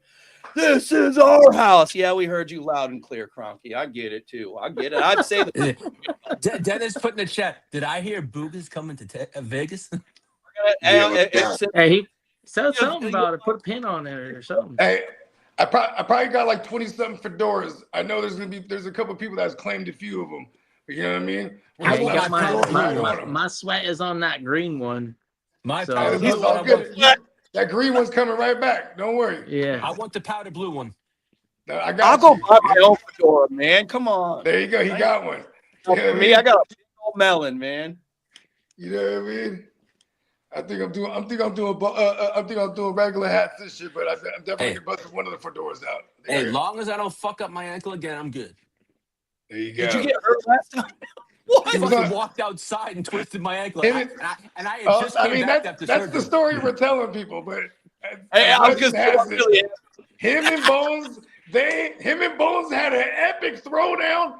He saw the video. Yeah, we're not on good terms. Them two, they didn't really. Oh, they made amends. No, we did hire a security detail for Bones. Hey, actually, he appointed. Shout out to Banks actually appointed himself. It took me a minute. I forgot that's the skeleton. I'm like, wait a second. Leah's fighting people. Why is nobody fucking helping him out, man? I thought y'all were boys. Because they're a bunch of 49er fans, so I got to fight for my own battles. No. I totally feel that. No, hold on. You got to hear the whole story. Okay. Listen. A couple years ago, I killed it per usual. You know what I'm saying, in fantasy, but like. When we started the GWN shit, one of our jokes is like, "Oh, I'm a doctor," right? Like, "Oh, I'm a doctor." This right here is a hamstring. You know what I mean? And then we were Halloween costume shopping for the kids, and I saw the skeleton. I was like, "Oh my god, I'm a doctor." You know what I mean? So boom, I adopted Bones right there. So then Peacock, he had the little Doogie Howser little thing until he started getting flagged for it. Hella crazy. But anyways. And shout out to Peacock, it was badass though. It's me, I'm Doogie Howser, Bogey Howser, and then within that 30 seconds that he had, or 15 seconds he had to drop, I had this little, I had like a green screen rail, but then I didn't have no screen on it, and I had him, just strung up on there, so I would just slide him over, and I'm like, this right here is a fucking tibula, you know what I mean? And then at one point I'm just like. I win championships that year, and I'm like, Bones was good luck charm. So like, you know, at this point he already had a jersey on him and sunglasses, and you know, he's looking fresh now. And then we're on the way to Vegas. You pack him in a suitcase?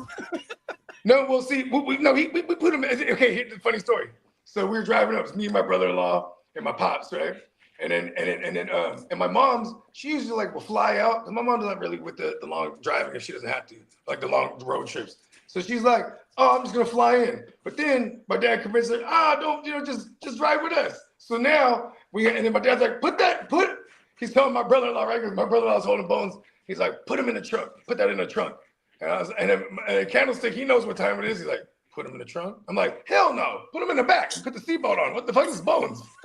and my dad was like, are you fucking serious? I'm like, yeah, Dad. He's going to sit in the back with us. Yeah, in the middle. With you and Mom. You know what I mean? It's Bones. You know what I mean? So then I was like, all right, fine. I'll sit in the back with Bones and Mom. Okay? He was like, all right. But then he's in the middle. You know what I mean? Come on, it's Bones. So but I told on the road to Vegas prior to us actually literally hitting the road, I kept forewarning everybody, nobody better fuck with Bones in Vegas. All right?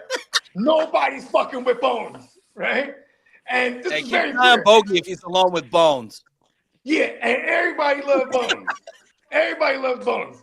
And Lee decides, like, we leave at one point to go do something. We come back stumbling, and then I said, what the fuck is Bones wearing? He put a Chargers jersey on Bones, and he had the little powder blue fedora or whatever it was, or a Chargers hat, whatever he put on him. My and visor. Like, yeah, he thinks it's funny. I was like, oh. I was like, you just cursed both of our teams. You know what I mean? This is what I told him. I said, you don't know what you've done. You don't know what you just done. And then whose teams got beat up in all year? Both of ours. Both. We were both double-digit win teams. We had to do it dragging ass. You know, all the injuries were crazy. Dude, you guys went through almost as many injuries as the Chargers. It was nuts. And the Chargers finished ahead of San Francisco by just like Lee, I think you said it's 16 different offensive line combinations. Yeah, we had total 16 different. Yeah, 16 the Niners only had like 3 less or something crazy, like literally. Like the Niners were hit with everything last year. And it was all because I told them not to fuck with Bones. And not to fuck with yeah, my ankle paid the price too. That's the bow on it, baby. That's the ice. And then even like so like, and then you know so in JD, right? He's setting up. We're about to go live, and then right before we heard the hit live, he's like, JD goes, somebody get Bones up out of that shit. He's like, you're right. Swap Bones back. Bones hasn't been the same ever since. Yeah. There's other parts we're leaving out. Like, now. There was a tussle that ensued, but we just won't bring it up anymore. You know, there was an ankle lock there. Bones had him. You know what I mean? He had him clearly. Yeah. Yeah, I hit the 1, 2, 3. You know, this is disputed though. All right, like there was never an official ruling either. You know what I mean? Well, and that's why we're trying. That's why we've been hyping up. We've been hyping up part 2. Part 2. There has to be a winner this time. That's right, because it's got to be a sequel, baby. It is right because it's a USC. It's an I quit match. Oh, I love those. I love those. Bones doesn't talk. It's gonna be very difficult. And as I say, I'm a lover, not a fighter. I think. Listen, we can start. You might need all 72 hours as you're there. You might he's gonna be just tied up with Bones in an epic battle for it all. Also, shout out to Tino. I'm glad he's coming through because we're trying to put together a dance off too. You know what I mean? Because but it's gonna be like a flash mob style. Like we'll just hit up a casino and just start with speakers and just play disco music and have a dance off. Boy, Bones versus Lee. Bones versus Lee is gonna set it off. Lee, you got any moves? You got any rhythm, brother? You're white. He got some moves. Yeah, I do. I break ankles. Look at that. Yeah, you're old. That's the problem. Hey, Lee's about to cut it up in Vegas, man. He's cutting it rug. Oh, man. Hey, I do have to get out here. I got to eat something. I didn't eat it all yesterday. Man. Yo, we can put a bow on. All good, man. I will strongly consider it what I believe, again, is a semi-official Las Vegas invite. And, Lee, you might need another. It's an official invite, but it's a semi-official acceptance. so far. So yeah, you know what I mean. We'll be waiting. Let them know I'm kind of a prick, but I'll be great in person. It's just if we're on the computer and somebody's calling me out, like I'm just going to remind people of who I used to be and who I still am. That's it. Listen, Lee knows who I am. You're gonna be with the gang. We're all by proxy. We're gonna have your back. So that's why. Listen, Lee's gonna have to watch this guy. Lee, don't worry. We got my lawyer. We have our lawyer on hand, so we're gonna know what we can and can't say. Right? Well, I'm like, you fucking all the big friends of mine would send me into the bar. We got and go all fuck corners people. covered. Oh yeah, that type of shit. Nah, you'll be all right. I ain't worried about In nothing. fact, that's a smooth circle. I'm corners at all. Yeah, we're gonna have some good vibes. You know what I mean? Yeah, I appreciate more so people are gonna look at our. Sorry, what you did yesterday, I cannot thank you enough for. Yeah, come on, man. I appreciate you, man. Thank you as well, man. That shit was a good time. Yeah, it was incredible. I'll talk to you real soon. Bogey, you have my cell phone number now, right? Yeah, yes, I do. I'll text you as soon as I get up out of here. So we can lock in. You can give it to guys. Give it to Kitteh. Give it to Peacock. Make sure JD gets it too, please. Got you. Myself. Awesome. Yep, Appreciate y'all. Appreciate you, boo. Definitely sober. Anyway. Booga. There you go, man. Day one. Let's go. We're stacking them. I know. Actually, I'm trying to. You want to wrap it up? Yeah. Trying to prime myself lightweight. You know what I mean? For the motherfucking Vegas. Hey, like I said, I just throw some in the matrix. I had to get a little pregame chicken wings, so I'm all ready to go.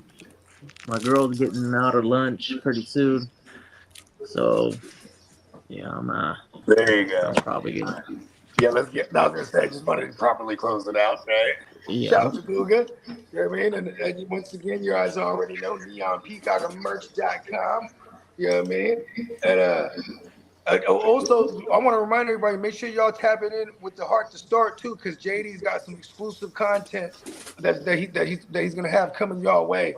You know what I mean? So y'all need to stay. Make sure y'all if y'all already subbed up, make sure you have the notifications on. You know what I mean? And stay tuned for the 1 Thou Wow episode. Tuesday. That, y'all, this Tuesday. Or 1 Thou Wow, I guess in total, right? Yep. Yeah, as far as content, pieces of content, man, that's pretty dope. Fuck it. Milestones are the shit. Milestones give me money. You know what I mean? Appreciate all of y'all. All right, fellas, you have a great weekend. For sure, man. Yeah. Happy Friday, and everyone have a safe weekend. You know what I mean? We'll catch y'all. Yeah, man. Peace. What's good, gang? It's the Guchinni representing the Heart to Start podcast. Tapping in to remind y'all that coming this August 20th, 2026, the second annual GWN The Westside League live draft weekend will be popping off. Man, you will see all the cast of characters that you see live on the GWN every day. You'll see a lot of people that's in the chat every day on the stream, and then you'll see some of your favorite content creators that you've seen us make content with in this conglomerate that we call the GWN 100%. So what you need to do is go ahead and like and subscribe wherever you found us at, and if you screenshot that you subscribe, we are giving away multiple giveaways during the live draft. 100%. We will be running our regular scheduling program. Thursday night will be Playmakers. Friday morning will be WYGU. And then later on that Friday will be the live Westside League second annual draft. And during the draft, we will have multiple giveaways like this right here. This autographed mini helmet of Jackson Smith and Jigba Super Bowl helmet. You're over at the GWN in the Heart to Start. We putting up championships on the wall, and we want to bless the people that rock with us who putting up championships on the wall. You know what I mean? With some of these little special items to put in your man cave, your she cave, you know what I mean? Whatever it may be. But yeah, make sure you go ahead and like and subscribe, because that's all you got to do to be entered to win this helmet. Click that bell, and then tune in to the second annual GWN live Westside Fantasy Football Draft Weekend. 100%. Peace. Shout out everybody that got ran over in my way. Feel low and I'm mad sober flipping way. Send them things down the interstate.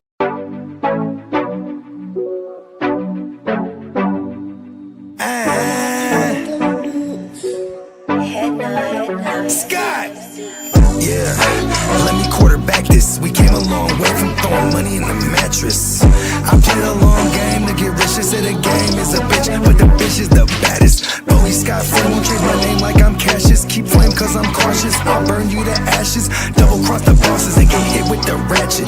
Can't fuck with suckers, that shit is contagious. Count 100,000 blowing clouds, hella anxious. Maybe a doctor, but I ain't got no patience. All top shotters on my roster, they gon' race shit. Transport weight, cross states in my spaceship. Sky free, but ain't nothing free, bro.